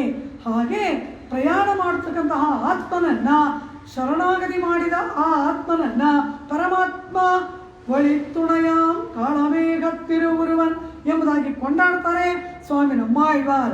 ಪರಮಾತ್ಮ ತನ್ನ ಉತ್ತರೀಯದಲ್ಲಿ ಬಚ್ಚಿಟ್ಟು ಎಳೆಯ ಕೂಸನ್ನ ತಾಯಿ ವಾತ್ಸಲ್ಯದಿಂದ ರಕ್ಷಿಸುವಂತೆ ಪರಮಾತ್ಮ ಈ ಆತ್ಮನನ್ನ ಅತ್ಯಂತ ಜೋಪಾನವಾಗಿ ಕೆರೆದೊಯ್ಯುತ್ತಾನೆ.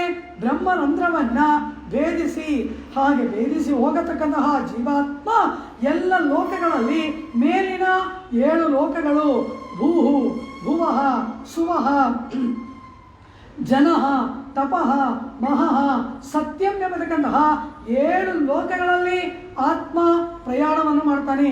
ಹಾಗೆ ಪ್ರಯಾಣ ಮಾಡುವಾಗ ಒಂದೊಂದು ಲೋಕದಲ್ಲಿಯೂ ಕೂಡ ಇವನು ಹೋದಾಗ ಇವನಿಗೆ ಅಭೂತಪೂರ್ವವಾದಂತಹ ಸತ್ಕಾರವನ್ನು ಮಾಡ್ತಾರೆ. ಆಯಾಯ ಲೋಕದಲ್ಲಿ ಇರುವವರು ಇವನಿಗೆ ಸತ್ಕಾರ ಮಾಡಿ ತಮ್ಮ ಲೋಕದಲ್ಲಿ ಇರ್ತಕ್ಕಂತಹ ಆಧಿಪತ್ಯವನ್ನ ಇವನಿಗೆ ಕೊಡ್ತಾರೆ. ಹೇ ಜೀವಾತ್ಮನೇ, ನೀನು ಈ ಲೋಕದಿಂದ ಹೊರಡ್ತಾ ಇದೀಯಾ, ಈ ಲೋಕ ನಿನ್ನದು, ಈ ಜನೋಲೋಕ ನಿನ್ನದು, ತಪೋಲೋಕ ನಿನ್ನದು, ಮಹೋಲೋಕ ನಿನ್ನದು, ಸತ್ಯಲೋಕವೇ ನಿನ್ನದು ಅಂತ ಚತುರ್ಮುಖ ಬ್ರಹ್ಮ ಕೂಡ ಇವನಿಗೆ ಸ್ವಾಗತವನ್ನು ಬಯಸಿ ಸತ್ಕಾರವನ್ನು ಮಾಡಿ ತನ್ನ ಸಿಂಹಾಸನವನ್ನ ಇವನಿಗೆ ಕೊಡ್ತಾರೆ. ಆದರೆ ಇದಾವುದರಲ್ಲೂ ಆಸಕ್ತಿ ಇಲ್ಲದವನಾಗಿ ಇದೆಲ್ಲವನ್ನ ನಿರಾಕರಣೆ ಮಾಡ್ತಾನೆ. ಇದಾವುದೂ ಕೂಡ ಇವನಿಗೆ ಬೇಕಿಲ್ಲ. ಅಂತಹ ಒಂದು ಸತ್ಕಾರ ಇವನಿಗೆ ಏರ್ಪಡುತ್ತದೆ. ಇದನ್ನ ಆಳ್ವಾರ ಹೇಳ್ತಾರೆ. ಈ ರೀತಿಯಾಗಿ ಒಬ್ಬ ಜೀವಾತ್ಮ ಈ ಲೋಕದಿಂದ ಮೋಕ್ಷಕ್ಕೆ ಹೊರಡ್ತಾನೆ ಎಂಬುದಾಗಿ ತಿಳಿದ ಕೂಡಲೇ ಎಂತಹ ಒಂದು ವೈಭವ ಈ ಲೋಕದಲ್ಲಿ ನಡೆಯುತ್ತೆ. ಸಮಸ್ತ ಪ್ರಕೃತಿಗಳು ಕೂಡ ಆನಂದದಿಂದ ತುಂಬಿರುತ್ತವೆ. ಸಮಸ್ತ ಜೀವರಾಶಿಗಳಿಗೂ ಕೂಡ ಏನೋ ಅರಿಯದ ಆನಂದ ಮನಸ್ಸನ್ನು ತುಂಬಿಕೊಳ್ಳುತ್ತದೆ. ಆಗ ಎಲ್ಲ ನದಿಗಳು ಪ್ರಶಾಂತವಾಗಿ ಹರಿಯುತ್ತದೆ. ಎಲ್ಲ ಪ್ರಾಣಿಗಳು ಕೂಡ ಆನಂದದಿಂದ ಇರುತ್ತದೆ. ಫಲ ಪುಷ್ಪ ಸಮೃದ್ಧಿ ಏರ್ಪಡುತ್ತದೆ. ಇಡೀ ಲೋಕವೇ ಆನಂದದಿಂದ ತುಂಬಿರುವ ಕಾಲದಲ್ಲಿ ಆತ್ಮ ಆ ಶರೀರದಿಂದ ಬ್ರಹ್ಮರಂಧ್ರವನ್ನು ಭೇದಿಸಿ ಹೊರಡುವಾಗ ಮೇಲಿನ ಲೋಕಕ್ಕೆ ಹೋಗ್ತಾನಲ್ಲ, ಉತ್ಕೃಷ್ಟರಾದವರು ಬಂದಾಗ ಪೂರ್ಣಕುಂಭ ಸ್ವಾಗತವನ್ನು ಕೊಡುವಂತೆ ಆಕಾಶದಲ್ಲಿ ಆ ಮೋಡಗಳು ತೀರ್ಥವನ್ನು ತುಂಬಿಕೊಂಡು ಇವನಿಗೆ ಸ್ವಾಗತವನ್ನು ಬಯಸುತ್ತಾ ಪೂರ್ಣಕುಂಭ ಸ್ವಾಗತವನ್ನು ಬಯಸುತ್ತದೆ. ಶೂಳ್ ವಿಷಂಪಣಿ ಮೊಹಿಲ್ ತೂರಿಯಂ ಮುழக்கின ஆழ்கடலலை திரை கையெடுத்தாடினா சூழ் ವಿಶುಂಬು ಪಣಿ ಮುಹಿಲ್ ನೀರಳಿ ಕಡಲ್ಗಳು ನಿನ್ನಾರ್ಥನ ಎನ್ನುತ್ತಾರೆ ಆಳ್ವಾರ್. ಆ ಮೋಡಗಳು ತೀರ್ಥವನ್ನು ತುಂಬಿಕೊಂಡು ಇವನಿಗೆ ಪೂರ್ಣ ಕುಂಭ ಸ್ವಾಗತವನ್ನು ಕೊಟ್ಟಾಗ ಪರಮಾತ್ಮ ಆನಂದದಿಂದ ಇವನನ್ನು ಕರೆದೊಯ್ಯುವಾಗ ಹೀಗೆ ಭೂಲೋಕದಿಂದ ಮೇಲೆ ಇರ್ತಕ್ಕಂತಹ ಭೂಹು ಭುವಃ ಸುವಃ ಜನಃ ತಪಃ ಮಹಃ ಸತ್ಯಂ ಎಂಬತಕ್ಕಂತಹ ಮೇಲಿನ 7 ಲೋಕಗಳಲ್ಲಿ ಇವನಿಗೆ ಅಭೂತಪೂರ್ವವಾದ ಸ್ವಾಗತ, ಇವನಿಗೆ ಕಾಣಿಕೆಗಳನ್ನು ಕೊಡ್ತಾರೆ. ಇವನ ಶ್ರೀಪಾದಗಳನ್ನು ತೊಳೆದು ತೀರ್ಥವನ್ನು ಪಾನ ಮಾಡ್ತಾರೆ. ಅಲ್ಲಿರುವ ಎಲ್ಲ ದೇವತೆಗಳು ಕೂಡ ಆಣ್ಮೆಣ್ಗಳ್ ವಾನಹಂ ಅಡಿಯಾಂ ತಮರೆಣ್ಣೆ, ಈ ಲೋಕ ನಿಮ್ಮದು, ಈ ಲೋಕ ನಿಮ್ಮದು, ಈ ನಮ್ಮ ಲೋಕವನ್ನ ತಾವು ಆಳಬೇಕು ಅಂತ ಇವನ ಪಾದಗಳಲ್ಲಿ ಒಪ್ಪಿಸುತ್ತಾರೆ. ಈ ರೀತಿ ಎಲ್ಲ ಲೋಕಗಳಲ್ಲಿ ಆಗತಕ್ಕಂತಹ ಲೋಕಕ್ಕೆ ಲೋಕವೇ ಕೊಂಡಾಡತಕ್ಕಂತಹ ಅಭೂತಪೂರ್ವವಾದ ಸತ್ಕಾರವನ್ನ ಆಂಡಾಳ್ ನಾಡು ಪುಹಳಂ ನನ್ರಾಹ ಎಂಬುದಾಗಿ ಹೇಳ್ತಾಳೆ. ನಾಡು ಪುಹಳಂ ಸಮಸ್ತ ಬ್ರಹ್ಮಾಂಡವೇ ಕೊಂಡಾಡತಕ್ಕಂತಹ ಆ ಒಂದು ಸನ್ಮಾನ ನಮಗಾಗಬೇಕು. ಯಾಂ ಪೆರುಂ ಸಮ್ಮಾನಂ ಎಂದಳಲ್ಲವ, ಇದು ಸನ್ಮಾನ. ಎಲ್ಲ ಲೋಕಗಳು ಕೂಡ ಕೊಂಡಾಡುವಂತಹ ಇವನಿಗೆ ಏರ್ಪಡುವ ಒಂದು ಸನ್ಮಾನವನ್ನ ಯಾಂ ಪೆರುಂ ಸಮ್ಮಾನಂ ನಾಡು ಪುಹಳಂ ಎಂಬುದಾಗಿ ಆಂಡಾಳ್ ಈ ಮುಕ್ತನಾದ ಆತ್ಮನಿಗೆ ಏರ್ಪಡ್ತಕ್ಕಂತಹ ಅದ್ಭುತವಾದ ಸ್ವಾಗತ ಸತ್ಕಾರಗಳನ್ನು ಯಾಂ ಪೆರುಂ ಸಮ್ಮಾನಂ ಸನ್ಮಾನ ಎಂಬುದಾಗಿ ಆಂಡಾಳ್ ಗಾನ ಮಾಡಿದಳು. ಈ ರೀತಿ ಎಲ್ಲ ಲೋಕವನ್ನು ದಾಟಿದ ಮೇಲೆ ಈ ಆತ್ಮ ಸೂರ್ಯಮಂಡಲವನ್ನು ಭೇದಿಸುತ್ತಾನೆ. ಎಲ್ಲಿ ಆದಿತ್ಯ ಮಂಡಲವನ್ನು ಕೂಡ ಭೇದಿಸಿ ಆ ಆದಿತ್ಯ ಮಂಡಲವನ್ನು ಊಡುಪುಕ್ಕು ಎಂಬುದಾಗಿ ಆದಿತ್ಯ ಮಂಡಲವನ್ನು ಕೂಡ ಭೇದಿಸಿ ಆತ್ಮ ಮೇಲಕ್ಕೆ ಹೋಗಿ ಕೊನೆಗೆ ಬ್ರಹ್ಮಾಂಡ ಕಟಾಹ. ದಯವಿಟ್ಟು ಮಾತಾಡಬೇಡಿ, ಎದ್ದು ಹೋಗಬೇಡಿ. ನಾನು ಯಾವುದೋ ಒಂದು ಪರಮಪದಕ್ಕೆ ಹೋಗೋ ಹಾಗೆ ನನಗೆ ಭಾಸಮಾನವಾಗ್ತಿದೆ. ತುಂಬ ನನಗೆ ತೊಂದರೆ ಆಗುತ್ತೆ. Please try to understand. ದಯವಿಟ್ಟು ಯಾರು ಮಾತಾಡಬೇಡಿ. ಮಾತಾಡೋದಿದ್ರೆ ಅಲ್ಲಿ ಹೋಗಿ ಮಾತಾಡಿ.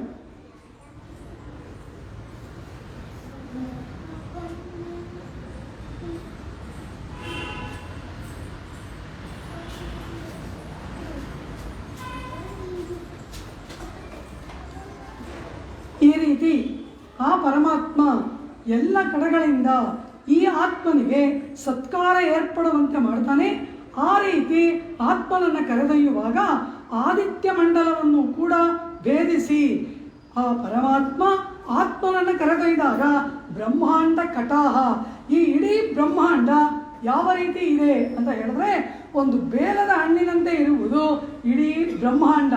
ಅದು ಹೊರಗಿನ ಕೆರಟ. ಅದರ ಒಳಗಡೆಯಲ್ಲಿ ತಿರುಳಿನಂತೆ ಇರುವುದೇ 14 ಲೋಕಗಳಿಂದ ಕೂಡಿದ ಬ್ರಹ್ಮಾಂಡ. ಈಗ ಈ ಆತ್ಮ ಮೇಲಿನ 7 ಲೋಕಗಳನ್ನು ದಾಟಿದ ಆ ಬ್ರಹ್ಮಾಂಡ ಕಟಾಹ, ಅದು ಸ್ವರ್ಣದಿಂದ ಆದಂತಹ ಕಟಾಹ, ಕರಟ, ಮೇಲಿನ ಕವಚ, ಅದನ್ನು ಭೇದಿಸಬೇಕಲ್ಲವಾ? ಅದು ಅತ್ಯಂತ ದುಷ್ಕರವಾದ ಕಾರ್ಯ.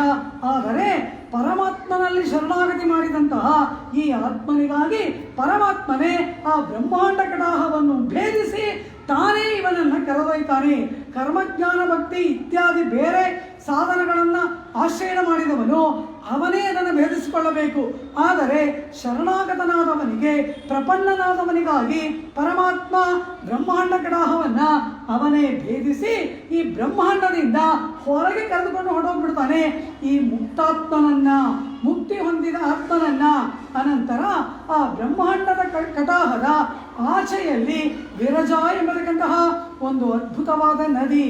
ಅದು ಇವನು ಸೂಕ್ಷ್ಮ ಶರೀರದಲ್ಲಿಯೇ 11 ಇಂದ್ರಿಯಗಳಿಂದ ಕೂಡಿದಂತಹ ಸೂಕ್ಷ್ಮ ಶರೀರದಲ್ಲಿಯೇ ಇದುವರೆಗೂ ಪ್ರಯಾಣ ಮಾಡಿದ್ದಾನೆ ಈ ಜೀವಾತ್ಮ.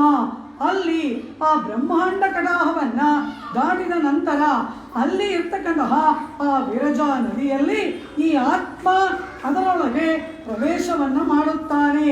ತತ್ರ ವಿರಜಾ ತೀರ ಪ್ರದೇಶಂ ಎಂಬುದಾಗಿ ಕೌಶೀತಕಿ ಉಪನಿಷತ್ತು ಇದನ್ನೆಲ್ಲ ನಮಗೆ ತಿಳಿಸಿಕೊಡ್ತಾ ಇದೆ. ಇಲ್ಲಿ ಈ ಪರಮಾತ್ಮ ಅರ್ಚಿಷಮೇವಾಭಿಸಂಭವಂತಿ ಅರ್ಚಿಸೋಹ ಅನ್ಮ ಆಪೂರ್ಯಮಾಣ ಪಕ್ಷಂ ಅಗ್ನಿರ್ಜ್ಯೋತಿ ಆಹಾ ಶುಕ್ಲ ಷಣ್ಮಾಸ ಉತ್ತರಾಯಣಂ. ಛಾಂದೋಗ್ಯ ಉಪನಿಷತ್ತು ಈ ಮಾರ್ಗವನ್ನೆಲ್ಲ ಹೀಗೆ ವರ್ಣನೆ ಮಾಡ್ತಾ ಇದೆ.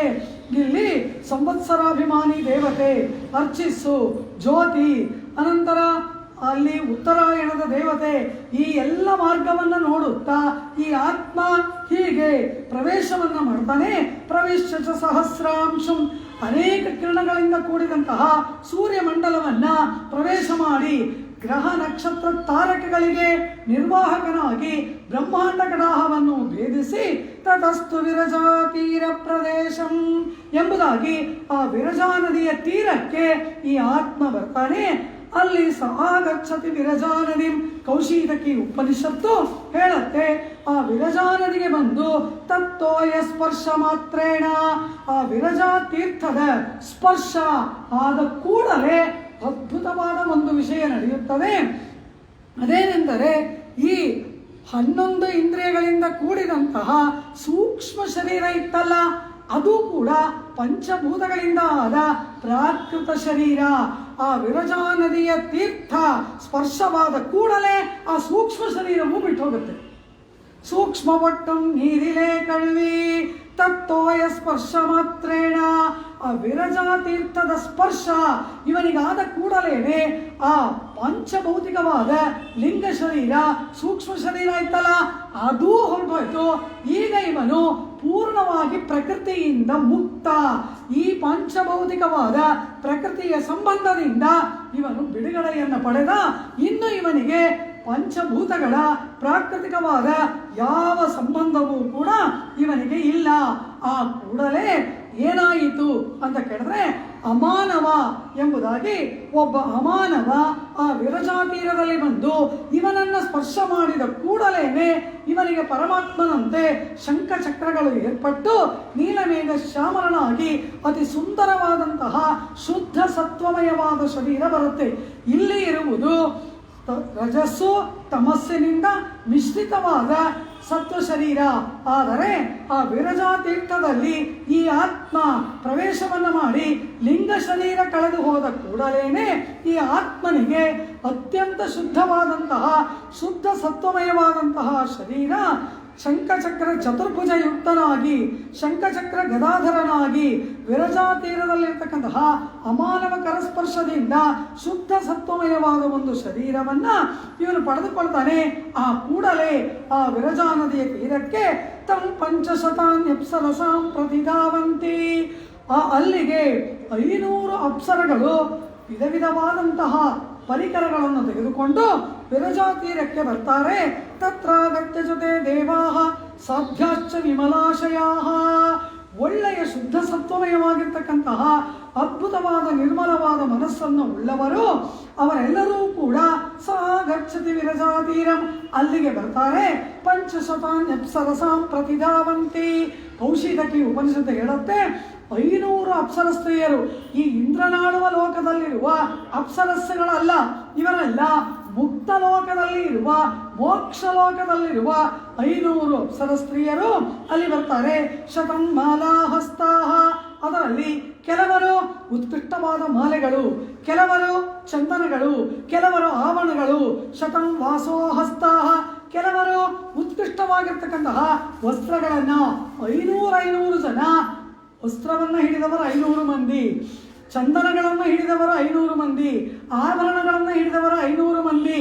ಈ ರೀತಿ ಲಕ್ಷೋಪಲಕ್ಷ ಅಪ್ಸರ ಸ್ತ್ರೀಯರು ಈ ಅಮಾನವ ಕರಸ್ಪರ್ಶದಿಂದ ನೂತನ ಶರೀರವನ್ನ ಶುದ್ಧ ಸತ್ವಮಯವಾದ ಶರೀರವನ್ನ ಪಡೆದುಕೊಂಡಂತಹ ಆತ್ಮನಿಗೆ ಅಲಂಕಾರ ಮಾಡುವುದಕ್ಕೆ ಬರ್ತಾರೆ. ಆ ನೂತನವಾದ ಶರೀರ ಏನು ಪಡೆದುಕೊಂಡನೋ ಅದನ್ನ ಆಂಡಾಳ್ ಆಡೆಯುಡುಪ್ಪೋ. ಆಡೈ ಅಂದರೆ ವಸ್ತ್ರ. ಆತ್ಮನಿಗೆ ಆಚ್ಛಾದನವಾಗಿರುವುದು. ಹೇಗೆ ಶರೀರಕ್ಕೆ ವಸ್ತ್ರ ಆಚ್ಛಾದನವೋ ಹಾಗೆ ಆತ್ಮನಿಗೆ ಮೇಲೆ ಆಚ್ಛಾದನವಾಗಿರುವುದು ಶರೀರ. ಅಲ್ಲಿ ಬರುವ ಆ ನೂತನವಾದ ದಿವ್ಯಮಂಗಳ ವಿಗ್ರಹವನ್ನ ಶುದ್ಧ ಸತ್ವಮಯವಾದ ಶರೀರವನ್ನ ಆಂಡಾಳ್ ಆಡೆಯುಡುಪ್ಪೋ.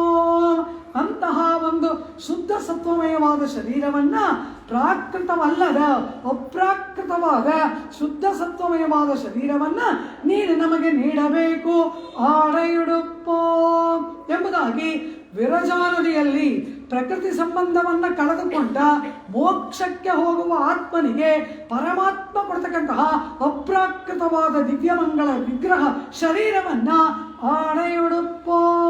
ಈ ರೀತಿ ಆ ಶುದ್ಧ ಸತ್ವಮಯವಾದ ಶರೀರ ಏರ್ಪಟ್ಟ ಕೂಡಲೇ 500 ಅಪ್ಸರ ಸ್ತ್ರೀಯರು ಶತಂ ಮಾಲಾಹಸ್ತಾಹ ಶತಂ ವಾಸೋಹಸ್ತಾಹ ಎಂಬಂತೆ ಅಲ್ಲಿ ಬಂದಿರುವ ಇವರೆಲ್ಲರೂ ಕೂಡ ಆ ಆತ್ಮನಿಗೆ ಬ್ರಹ್ಮಾಲಂಕಾರೇಣ ಅಲಂಕುರ್ವಂತಿ. ಇವನಿಗೆ ಅಲಂಕಾರವನ್ನು ಮಾಡ್ತಾರೆ. ಅದಕ್ಕೆ ಬ್ರಹ್ಮಾಲಂಕಾರ ಅಂತ ಹೆಸರು. ಕಾರಣ ಏನು? ಈ ಆತ್ಮ ಪರಬ್ರಹ್ಮನೊಡನೆ ಸಾಯುಜ್ಯವನ್ನು ಪಡೆದುಕೊಳ್ತಾನೆ. ತನ್ನ ಮನೆಗೆ ಬರ್ತಕ್ಕಂತಹ ವಧುವಿಗೆ ಪತಿಯಾದವನು ತನ್ನ ಮನೆಯ ಆಭರಣಗಳಿಂದ ಅಲಂಕಾರ ಮಾಡುವಂತೆ ಪರಮಾತ್ಮ ತನ್ನ ಆ ದಿವ್ಯ ಮೋಕ್ಷ ಲೋಕಕ್ಕೆ ಬರುವ ಆತ್ಮನಿಗೆ ಮಾಡುವ ಪರಬ್ರಹ್ಮನಿಂದ ಮಾಡಲ್ಪಡುವ ಅಲಂಕಾರವಾದ್ದರಿಂದ ಬ್ರಹ್ಮಾಲಂಕಾರೇಣ ಅಲಂಕುರ್ವಂತಿ. ಅದಕ್ಕೆ ಬ್ರಹ್ಮಾಲಂಕಾರ ಎಂಬುದಾಗಿ ಹೆಸರು. ಆದ್ದರಿಂದ ಆ ಬ್ರಹ್ಮಾಲಂಕಾರದಲ್ಲಿ ಏನೇನು ಆಭರಣಗಳನ್ನು ತೊಡಿಸುತ್ತಾರೋ, ಯಾವ ರೀತಿ ಅಲಂಕಾರ ಮಾಡ್ತಾರೋ ನಮಗೆ ತಿಳಿಯದು ಪರಮಾತ್ಮ. ಅದನ್ನ ತಿಳಿದ ಪರಬ್ರಹ್ಮ ನೀನಲ್ಲವ ಎಂದ್ರನಯ ಪಲ್ಗಲನು ಯಾಮಣಿವೋಂ. ಆ ಯಾವ ಯಾವ ಆಭರಣಗಳು ಉಂಟೋ ಅದೆಲ್ಲವನ್ನ ತಿಳಿದವನು ನೀನದನ್ನು ನಮಗೆ ತೊಡಿಸು ಎನ್ನುತ್ತಾಳೆ ಆಂಡಾಳ್. ಅಲ್ಲಿ ಶೂಡಹಮೆ ತೋಳ್ವಳೆಯೇ ತೋಡೆ ಶವಿಪ್ಪೂವೆ ಪಾಡಹಮೆ ಎಂದ್ರನಯ ಪಲ್ಗಲನು ಇತ್ಯಾದಿಯಾದ ಆಭರಣಗಳು ಅಂದರೆ ಆ ಬ್ರಹ್ಮಾಲಂಕಾರದಲ್ಲಿ ಏನೇನು ಆಭರಣಗಳು ನಾವು ಅರಿಯವು ಪರಮಾತ್ಮ. ಆ ಬ್ರಹ್ಮಾಲಂಕಾರದಿಂದ ನೀನು ನಮ್ಮನ್ನ ಅಲಂಕರಿಸಿದಾಗ ಆ ಆಭರಣಗಳನ್ನು ನಾವು ಧರಿಸುತ್ತೇವೆ. ಪರಮಾತ್ಮ ಎಂದನೆಯ ಪಲ್ಗಲನು ಯಾಮಣಿವೋ ಆಣೆಯುಡುಪ್ಪೋ. ಆ ವಿರಜಾತೀರದಲ್ಲಿ ಪರಮಾತ್ಮ 500 ಅಪ್ಸರ ಸ್ತ್ರೀಯರು ಎಂತೆಂತಹ ಪರಮಾತ್ಮನಿಗೆ ಪ್ರಿಯವಾದ ವಸ್ತ್ರಗಳನ್ನು ತಂದಿದ್ದಾರೆ. ಅದೆಲ್ಲವನ್ನು ನಾವು ಧರಿಸುತ್ತೇವೆ. ಪರಮಾತ್ಮ ಹೀಗೆ ಆ ವಿರಜಾ ನದಿಯಲ್ಲಿ ಸ್ನಾನವನ್ನು ಮಾಡಿ ಅತ್ಯದ್ಭುತವಾಗಿರ್ತಕ್ಕಂತಹ ಅಪ್ರಾಕೃತವಾದ ಶರೀರವನ್ನು ಪಡೆದುಕೊಂಡು ಅನಂತರ ಆ ಆತ್ಮ ಸಕಲ ಬ್ರಹ್ಮಾಲಂಕಾರವನ್ನು ಮಾಡಿಕೊಂಡು ಅಲ್ಲಿಂದ ಈ ಆತ್ಮ ಮುಂದಕ್ಕೆ ಪ್ರಯಾಣ ಮಾಡುತ್ತಾನೆ. ಅಲ್ಲಿಂದ ವೈಕುಂಠದ ದ್ವಾರಕ್ಕೆ ಇವನು ಹೋಗ್ತಾನೆ. ಆ ವೈಕುಂಠ ದ್ವಾರವನ್ನು ತೆರೆದು ಇವನಿಗೆ ಅಭೂತಪೂರ್ವವಾದಂತಹ ಸ್ವಾಗತವನ್ನು ಮಾಡ್ತಾರೆ. ಅಲ್ಲಿರ್ತಕ್ಕಂತಹ ನಿತ್ಯ ಮುಕ್ತರೆಲ್ಲರೂ ಕೂಡ ಈ ಲೋಕ ನಿಮ್ಮದು, ಭೂಮಂಡಲದಿಂದ ಒಬ್ಬ ಆತ್ಮ ಮೋಕ್ಷವನ್ನು ಪಡೆದು ಈ ಲೋಕಕ್ಕೆ ಬರುವುದಾ ಎಂಬುದಾಗಿ ಆನಂದ ನಾಟ್ಯವನ್ನು ಮಾಡುತ್ತಾ ಇವನಿಗೆ ಮಂಗಳ ವಾಕ್ಯಗಳಿಂದ ಇವನನ್ನ ಸ್ವಾಗತ ಮಾಡುತ್ತಾ, ಇಷ್ಟೆಲ್ಲ ಸ್ವಾಗತ ಇವನಿಗೆ ಯಾಕೆ? ಕುಡಿಯಡಿಯಾರಿವರ್ ಗೋವಿಂದಂ ತನಕ್ಕೆನ್ನೆ ಪರಮಾತ್ಮನ ದಾಸ, ಪರಮಾತ್ಮನಲ್ಲಿ ಶರಣಾಗತನಾದವನು, ಪರಮಾತ್ಮನಲ್ಲಿ ಆತ್ಮಸಮರ್ಪಣೆ ಮಾಡಿಕೊಂಡವನು ಎಂಬುದಕ್ಕಾಗಿ ವೈಕುಂಠದಲ್ಲಿ ಇರ್ತಕ್ಕಂತಹ ಸಮಸ್ತ ನಿತ್ಯ ಮುಕ್ತರುಗಳು ಕೂಡ ಇವನನ್ನ ಸ್ವಾಗತವನ್ನು ಮಾಡ್ತಾರೆ. ಕೊಡೆಯಣಿ ನೆಡು ಮದೆ ಗೋಪುರಂ ಕುರುಹಿನರ್ ಎಂಬುದಾಗಿ ಧ್ವಜಗಳಿಂದಲೂ ಉತ್ಕೃಷ್ಟವಾದ ತೋರಣಗಳಿಂದಲೂ ಅಲಂಕರಿಸಲ್ಪಟ್ಟಂತಹ ಅತ್ಯದ್ಭುತವಾದಂತಹ ಆ ವೈಕುಂಠ ದ್ವಾರವನ್ನು ಇವನು ಪ್ರವೇಶ ಮಾಡ್ತಾನೆ. ಹಾಗೆ ಪ್ರವೇಶ ಮಾಡಿ ಇವನನ್ನ ಅವರೆಲ್ಲರೂ ಕೂಡ ಅಭೂತಪೂರ್ವವಾಗಿ ಸ್ವಾಗತವನ್ನು ಮಾಡುತ್ತಾ ಕುಡಿಯಡೆಯಾರಿವರ್ ಗೋವಿಂದಂತನಕ್ಕೆನ್ನೆ ಮುಡಿಯುಡೆವಾನವರ್ ಮುರೆ ಮುರೆ ಎದಿರ್ಕೊಳ್ಳ. ಈಗಾಗಲೇ ಮೋಕ್ಷವನ್ನು ಪಡೆದು ಅಲ್ಲಿರುವ ಮುಕ್ತಾತ್ಮರುಗಳು ಯಾವತ್ತೂ ಭೂಮಂಡಲಕ್ಕೆ ಬಾರದೆ ಅಲ್ಲಿಯೇ ಇರುವ ನಿತ್ಯ ಸೂರಿಗಳು ಎರಡೂ ಪಾರ್ಶ್ವದಲ್ಲಿ ನಿಂತು ಇವನಿಗೆ ದಯಮಾಡಿಸಬೇಕು ದಯಮಾಡಿಸಬೇಕು ಎಂಬುದಾಗಿ ಸ್ವಾಗತವನ್ನು ಹೇಳ್ತಾರೆ. ಕೊಡೆಯಣಿ ನೆಡು ಮದೆ ಗೋಪುರಂ ಕುರುಹಿನರ್ ಮದಿ ಉಡವಾನವನ್ ವೈಗುಂಠಂ ಪುಹವೇ. ಇಂತಹ ಪರಮಾತ್ಮನ ದಾಸನಾದವನು ವೈಕುಂಠ ಲೋಕವನ್ನು ಪ್ರವೇಶ ಮಾಡಿದಾಗ ಅವನಿಗೆ ಇಂತಹ ಅದ್ಭುತವಾದಂತಹ ಒಂದು ಸ್ವಾಗತವನ್ನು ಅಲ್ಲಿ ಮಾಡ್ತಾರೆ. ಈ ರೀತಿ ಸ್ವಾಗತ ಮಾಡಲ್ಪಟ್ಟಂತಹ ಇವನು ಅವರೆಲ್ಲರಿಂದ ಪೂಜ್ಯನಾಗಿ ಅಲ್ಲಿರುವ ಅನಂತಗರುಡ ವಿಶ್ವಕ್ಸೇನಾದಿಗಳು ಮೊದಲುಗೊಂಡು ಇವನಿಗೆ ಪೂಜೆಯನ್ನು ಮಾಡ್ತಾರೆ, ಇವನನ್ನು ಕೊಂಡಾಡ್ತಾರೆ. ಹಾಗೆ ಪ್ರಯಾಣವನ್ನು ಮಾಡಿದಂತಹ ಈ ಆತ್ಮ ಹಾಗೆ ಹೋಗ್ತಾ ಮೈ ತುಂಬಿ ಆನಂದದಿಂದ ಏನೂ ಅರಿಯದವನಾಗಿ ಶ್ರೀಯಪ್ಪದಿಯಾದ ನಾರಾಯಣನನ್ನೇ ಸ್ಮರಣೆ ಮಾಡುತ್ತಾ ಇವನು ಹೋಗ್ತಾ ಆ ವೈಕುಂಠದಲ್ಲಿ ಇರ್ತಕ್ಕಂತಹ ಸಮಸ್ತ ವೈಭೋಗಗಳು, ಉದ್ಯಾನವನಗಳು, ಅಲ್ಲಿರುವ ತಟಾಕಗಳು, ಅಲ್ಲಿರುವ ಗಿರಿಕಂದರಗಳು ಇವೆಲ್ಲವನ್ನ ಕಾಣುತ್ತಾ ಅತ್ಯಾಶ್ಚರ್ಯಯುಕ್ತನಾಗಿ ಅದಾವುದರಲ್ಲಿ ಮನಸ್ಸಿಲ್ಲದೆ ಪರಮಾತ್ಮನನ್ನೇ ಧ್ಯಾನ ಮಾಡುತ್ತಾ ಇವನು ಹಾಗೆ ಹೋಗುತ್ತಾ ಆಗ ಅತ್ಯದ್ಭುತವಾಗಿರ್ತಕ್ಕಂತಹ ಒಂದು ಮಂಟಪವನ್ನು ನೋಡ್ತಾನೆ. ಮಧ್ಯೆ ದಿವ್ಯ ಪುಷ್ಪ ಸಂಚಯ ವಿಚಿತ್ರಿತೆ. ಇದುವರೆವಿಗೂ ಇವನು ಕಾಣದ ಕೇಳದ ಅತ್ಯದ್ಭುತವಾದ ಪುಷ್ಪಗಳಿಂದಲೂ ರತ್ನಗಳಿಂದಲೂ ಅಲಂಕರಿಸಲ್ಪಟ್ಟ ಅದ್ಭುತವಾದ ಒಂದು ಮಂಟಪವನ್ನು ನೋಡ್ತಾನೆ. ಆ ಮಂಟಪದಲ್ಲಿ ಮಹತಿ ದಿವ್ಯ ಯೋಗ ಪರ್ಯಂಕೆ ಅನಂತ ಭೋಗಿನಿ ಶ್ರೀಮದ್ ವೈಕುಂಠೈಶ್ವರ್ಯಾದಿ ದಿವ್ಯಲೋಕಂ ಆತ್ಮಕಾಂತ್ಯ ವಿಶ್ವಮಪ್ಯಾಯಂತ್ಯ. ಅಂತಹ ಆ ಮಂಟಪದ ಮಧ್ಯದಲ್ಲಿ ಅತ್ಯದ್ಭುತವಾಗಿರ್ತಕ್ಕಂತಹ ಆದಿಶೇಷನೆಂಬ ಪ್ರಕಾಶಮಾನವಾದ ಜ್ವಲಿಸುತ್ತಿರ್ತಕ್ಕಂತಹ ದೇದೀಪ್ಯಮಾನವಾದ ಆದಿಶೇಷನ ಮಂಟಪದಲ್ಲಿ ಸಮಸ್ತ ಲೋಕಕ್ಕೂ ಕೂಡ ಆಹ್ಲಾದಕರವಾದ ಪ್ರಕಾಶವನ್ನು ಉಂಟು ಮಾಡುತ್ತಾ ಎಲ್ಲ ಲೋಕವನ್ನೂ ಕೂಡ ಅನುಗ್ರಹವನ್ನು ಮಾಡುತ್ತಾ ಇರ್ತಕ್ಕಂತಹ ವಿಶ್ವಕ್ಸೇನ ಗರುಡ ಆದಿಶೇಷಾದಿಗಳನ್ನು ಅವರವರ ಸೇವೆಯಲ್ಲಿ ಅಪ್ಪಣೆ ಮಾಡುತ್ತಾ ಆಜ್ಞೆ ಮಾಡುತ್ತಾ ಇರ್ತಕ್ಕಂತಹ ತತ್ತದ ವಸ್ತೋಚಿತ ಪರಿಚರ್ಯಾಯಾಮ್ ಆಜ್ಞಾಪಯಂತ್ಯ ಶೀಲರೂಪ ಗುಣ ವಿಲಾಸ ಆದಿಭಿ. ಎಲ್ಲ ಉತ್ಕೃಷ್ಟವಾದ ಗುಣಾದಿಗಳಿಂದ ಕೂಡಿರುವವರು ಅದರಲ್ಲಿ ಆತ್ಮಾನುರೂಪಯ ತನಗೆ ಅತ್ಯಂತ ಅನುರೂಪಳಾಗಿ ಇರ್ತಕ್ಕಂತಹ ಶ್ರೀಯಾಸೀನಂ ಮಂಗಳಕ್ಕೆ ಮಂಗಳವನ್ನು ಉಂಟು ಮಾಡುವ ಮಹಾಲಕ್ಷ್ಮಿ ಸಹಿತವಾಗಿ ಆ ಪರಮಾತ್ಮ ಆಸೀನನಾಗಿರುವುದನ್ನು ಕಾಣುತ್ತಾನೆ. ಆ ಪರಮಾತ್ಮ ಹೇಗಿದ್ದಾನೆ? ಪ್ರತ್ಯಗ್ರೋನ್ಮೀಲಿತ ಸರಸಿಜ ಸದೃಶ ನಯನಯುಗಳಂ. ಆಗ ತಾನೇ ಅರಳುತ್ತಿರುವಂತಹ ಸುಂದರವಾದ, ಇನ್ನು ಅರಳಿಯೂ ಅರಳದೇ ಇರುವಂತಹ ತಾವರೆಯಂತೆ ಅರಳಿದಂತಹ ಎರಡು ಕಣ್ಗಳಿಂದ ಕೂಡಿದವನಾಗಿ, ಅತ್ಯದ್ಭುತವಾದ ನೀಲ ಮೋಡದಂತೆ ಕಪ್ಪಾದ ದಿವ್ಯಮಂಗಳ ವಿಗ್ರಹವುಳ್ಳವನಾಗಿ, ಅತ್ಯುಜ್ವಲ ಪೀತವಾಸಸಂ ಹೊಳೆಯುವ ಬಂಗಾರದ ಬಣ್ಣದ ವಸ್ತ್ರವನ್ನ ತೊಟ್ಟವನಾಗಿ, ಅತಿ ಶೀತಲವಾದ ಶುದ್ಧವಾಗಿ ಇರ್ತಕ್ಕಂತಹ ಅದ್ಭುತವಾದ ವಾತ್ಸಲ್ಯಪೂರ್ಣವಾಗಿ ಇರ್ತಕ್ಕಂತಹ ಕಟಾಕ್ಷವನ್ನ ಸಕಲ ಲೋಕದ ಮೇಲೂ ಬೀರುತ್ತಾ, ಅಚಿಂತ್ಯ ದಿವ್ಯಾದ್ಭುತ ನಿತ್ಯ ಯೌವನ ಸ್ವಭಾವ ಲಾವಣ್ಯಾಮೃತ ಸಾಗರಂ, ಎಂದೂ ಮುಪ್ಪು ಬರದಂತಹ ಅನವರತ ಸೌಂದರ್ಯ ಲಾವಣ್ಯ ಯೌವನದಿಂದ ಕೂಡಿರ್ತಕ್ಕಂತಹ ಸೌಂದರ್ಯದ ಮಹಾಸಾಗರವಾಗಿ ಇರ್ತಕ್ಕಂತಹ ಆ ಪರಮಾತ್ಮ ಮುಂಗುರುಳುಗಳು ಆ ಮುಖದ ಮೇಲೆ ಅಲೆಯುತ್ತಿರಲಾಗಿ, ಸುಂದರವಾದ ಕಣ್ಣುಗಳಿಂದ ಕೂಡಿ, ಬಾಗಿದ ಹುಬ್ಬುಗಳಿಂದ ಕೂಡಿ, ಸಣ್ಣಗೆ ತುಟಿಗಳ ಮೇಲೆ ಬೆಳದಿಂಗಳಿನಂತೆ ಮುಖದಿಂದ ಕೂಡಿ, ಆ ಬೆಳದಿಂಗಳಿನಂತೆ ಒಂದು ಮುಗುಳ್ನಗುವನ್ನ ನಗುತ್ತಾ ತಾವರೆಯಂತಹ ತಕ್ಷಣೋನ್ಮೇಲಿತ ಪುಂಡರೀಕ ಸದೃಶ ಚರಣಯುಗಳಂ, ಆಗ ತಾನೇ ಅರಳಿದ ತಾವರೆಯಂತೆ ಇರುವಂತಹ ಆ ಒಂದು ಪಾದವನ್ನ ಹೀಗೆ ಕೆಳಗೆ ನೀಟಿ ಸಮಸ್ತ ದಿವ್ಯವಾದ ಆಭರಣಗಳಿಂದ ಅಲಂಕೃತನಾಗಿದ್ದಾನೆ. ಆ ಪರಮಾತ್ಮನನ್ನು ನೋಡ್ತಾನೆ. ಹೇಗಿದ್ದಾನೆ ಪರಮಾತ್ಮ? ಅತಿ ಮನೋಹರ ಕಿರೀಟ ಮಕುಟ ಚೂಡಾವತಂಸ ಮಕರ ಕುಂಡಲ ಗ್ರೈವೇಯಕಹಾರ ಕೇಯೂರ ಕಟಕ ಶ್ರೀವತ್ಸ ಕೌಸ್ತುಭ ಮುಕ್ತ ದಾಮೋದರ ವಂದನ ಪೀತಾಂಬರ ಕಾಂಚೀಗುಣ ನೂಪುರಾದಿ ಅಪರಿಮಿತ ದಿವ್ಯಭೂಷಣ.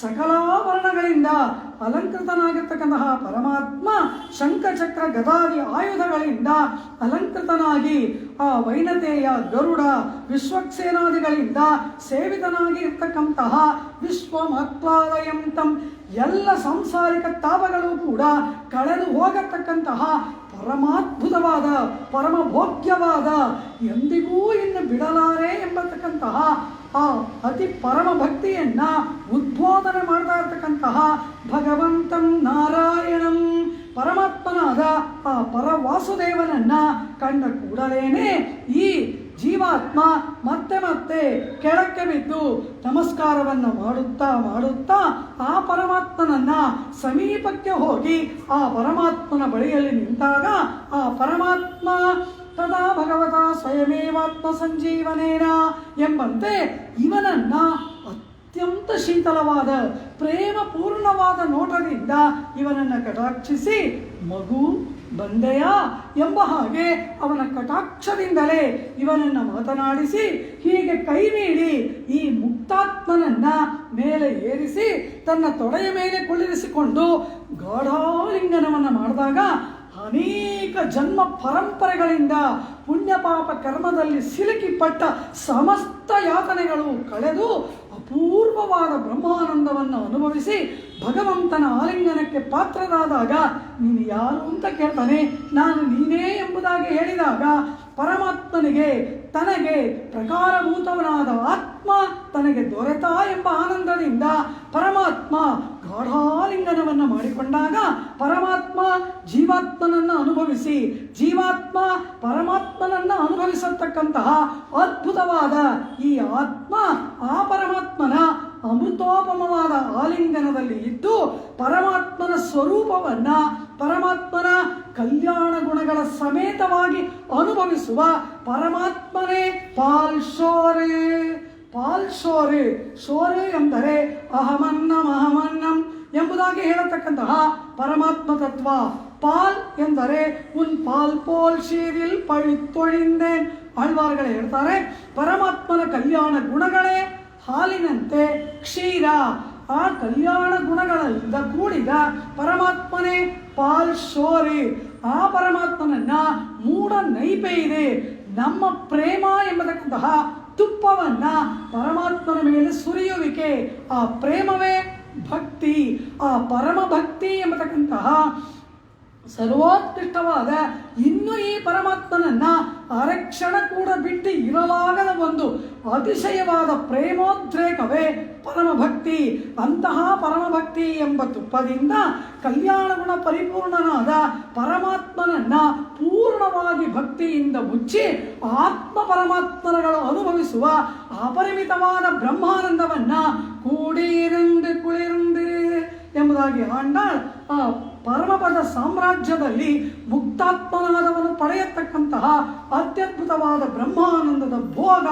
ಹಾಗೆ ಅಲ್ಲಿ ಹೋಗತಕ್ಕಂತಹ ಆತ್ಮನನ್ನ ಪರಮಾತ್ಮ ನೀನು ಇನ್ನು ಇಲ್ಲೇ ಇದ್ದು ಆ ಪ್ರೇಮಾನ್ವಿತೇನ ಅವಲೋಕನೇನ ಅವಲೋಕ್ಯ ಸರ್ವದೇಶ ಸರ್ವಕಾಲ ಸರ್ವಾವಸ್ಥೋಚಿತ ಅತ್ಯಂತ ಶೇಷಭಾವಾಯ. ಇನ್ನು ಯಾವ ಕಾಲಕ್ಕೆ ಸಂಸಾರಕ್ಕೆ ಹೋಗದೆ ಈ ನಿತ್ಯ ವಿಭೂತಿಯಲ್ಲಿ ಅನವರತ ನೀನೇ ಇದ್ದು ನಮ್ಮ ಕೈಂಕರ್ಯದಲ್ಲಿ ತತ್ಪರನಾಗು ಎಂಬುದಾಗಿ ಪರಮಾತ್ಮ ಆಜ್ಞಾಪನೆಯನ್ನು ಮಾಡಿದಾಗ ಭಗವದಾನಂದಕ್ಕಾಗಿ ಭಗವತ್ ಕೈಂಕರ್ಯಕ್ಕಾಗಿ ಅಲ್ಲಿಯೇ ನಿತ್ಯವಾಸ ಮಾಡತಕ್ಕಂತಹ ಆತ್ಮನ ಸರ್ವೋತ್ಕೃಷ್ಟವಾದ ಮುಕ್ತಾತ್ಮ ಭೋಗವನ್ನ ಆಂಡಾಳ್ ஆடையுடுப்போம் அதன் பின்னே பால் சோறு மூடனை பெய்து முழங்கை வழிவாರ ಕೂಡಿರಂದು ಕುಳಿರ್ಂದೆ ಎಂಬುದಾಗಿ ವಿರಜಾಸ್ನಾನವನ್ನು ಮಾಡಿ ಅಪ್ರಾಕೃತ ಶರೀರವನ್ನು ಪಡೆದುಕೊಂಡು ಸಮಸ್ತ ಬ್ರಹ್ಮಾಲಂಕಾರದಿಂದ ಅಲಂಕಾರ ಮಾಡಿಕೊಂಡು ಪರಮಪದ ವೈಕುಂಠದೊಳಗೆ ಪ್ರವೇಶ ಮಾಡಿ ಅತ್ಯುತ್ಕೃಷ್ಟವಾದ ವೈಕುಂಠ ದಿವ್ಯಧಾಮ 1000 ಸ್ತಂಭಗಳ ಮಂಟಪದಲ್ಲಿ ವಿರಾಜಮಾನನಾದ ಪರಮಾತ್ಮನನ್ನು ಕಂಡು ಮತ್ತೆ ಮತ್ತೆ ನಮಸ್ಕಾರಾದಿಗಳನ್ನು ಮಾಡಿ ಏನೂ ಮಾತನಾಡುವುದಕ್ಕೆ ಅಸಾಧ್ಯವಾಗಿ ಕಂಠ ಗದ್ಗದಿತವಾಗಿ ಪರಮಾತ್ಮ ಅವನೇ ಕೈ ಹಿಡಿದು ತೊಡೆಯ ಮೇಲೆ ಕುಳ್ಳಿರಿಸಿಕೊಂಡು ಗಾಢಾಲಿಂಗನವನ್ನು ಮಾಡಿಕೊಂಡು ಪರಮಾತ್ಮನೊಡನೆ ಕೂಡಿ ಇದ್ದು ಅನವರತ ಪರಮಾತ್ಮನಿಗೆ ಮಾಡತಕ್ಕಂತಹ ಕೈಂಕರ್ಯವನ್ನು ಆಂಡಾಳ್ 27ನೆಯ ಪಾಶುರದಲ್ಲಿ ಪ್ರಾರ್ಥನೆ ಮಾಡಿ ಪಾಶುರವನ್ನು ಪೂರ್ಣ ಮಾಡ್ತಾಳೆ. ಇಂತಹ ಒಂದು ಭಾಗ್ಯ ಪರಮಾತ್ಮ ನಮ್ಮೆಲ್ಲರಿಗೂ ಕರುಣಿಸಲಿ ಎಂದು ಪ್ರಾರ್ಥಿಸುತ್ತಾ ಇಂದಿನ ಉಪನ್ಯಾಸಕ್ಕೆ ಮಂಗಳ. கூடார வெல்லும் சீர் கோவிந்தா உந்தன்னை பாடி பறைகொண்டு யாம் பெரு சம்மானம் நாடு புகழும் பரிசினால் நன்றாக சூடகமே தோள்வளையே தோளே சவிப்பூவே பாடகமே என்றனைய பல்கலனும் யாமணிவோம் ஆடையுடுப்போம் அதன் பின்னே பால் சோறு மூடனை பெய்து முழங்கை வழிவார கூடியிருந்து குளிர்ந்தேலோரெம்பாவாய். स्वच्छिष्टमालिका गन्धबन्धुरजिष्णवे विष्णुचित्ततनूजायै गोदायै नित्यमङ्गलं मादृशा किञ्चन त्राण बद्धकङ्कणपाणये विष्णुचित्ततनूजायै गोदायै नित्यमङ्गलं श्रीमत्यै विष्णुचित्तार्य मनोनन्दनहेतवे नन्दनन्दनसुन्दर्यै गोदायै नित्यमङ्गलं திருவாடிப்பூரத்தில் சகத்துதித்தாள் வாழியே திருப்பாவை 30 செப்பினாள் வாழியே பெரியாழ்வார் பெற்றெடுத்த பெண் பிள்ளை வாழியே பெரம்புதூர் மாமுனிக்கு பின்னானாள் வாழியே 143 உரைத்தாள் வாழியே உயரரங்கற்கே கண்ணி முகம் தளித்தாள் வாழியே வருவாரும் திருவல்லி வடநாடி வாழியே வன்புதுவை நகர்கோதை மலர்பதங்கள் வாழியே.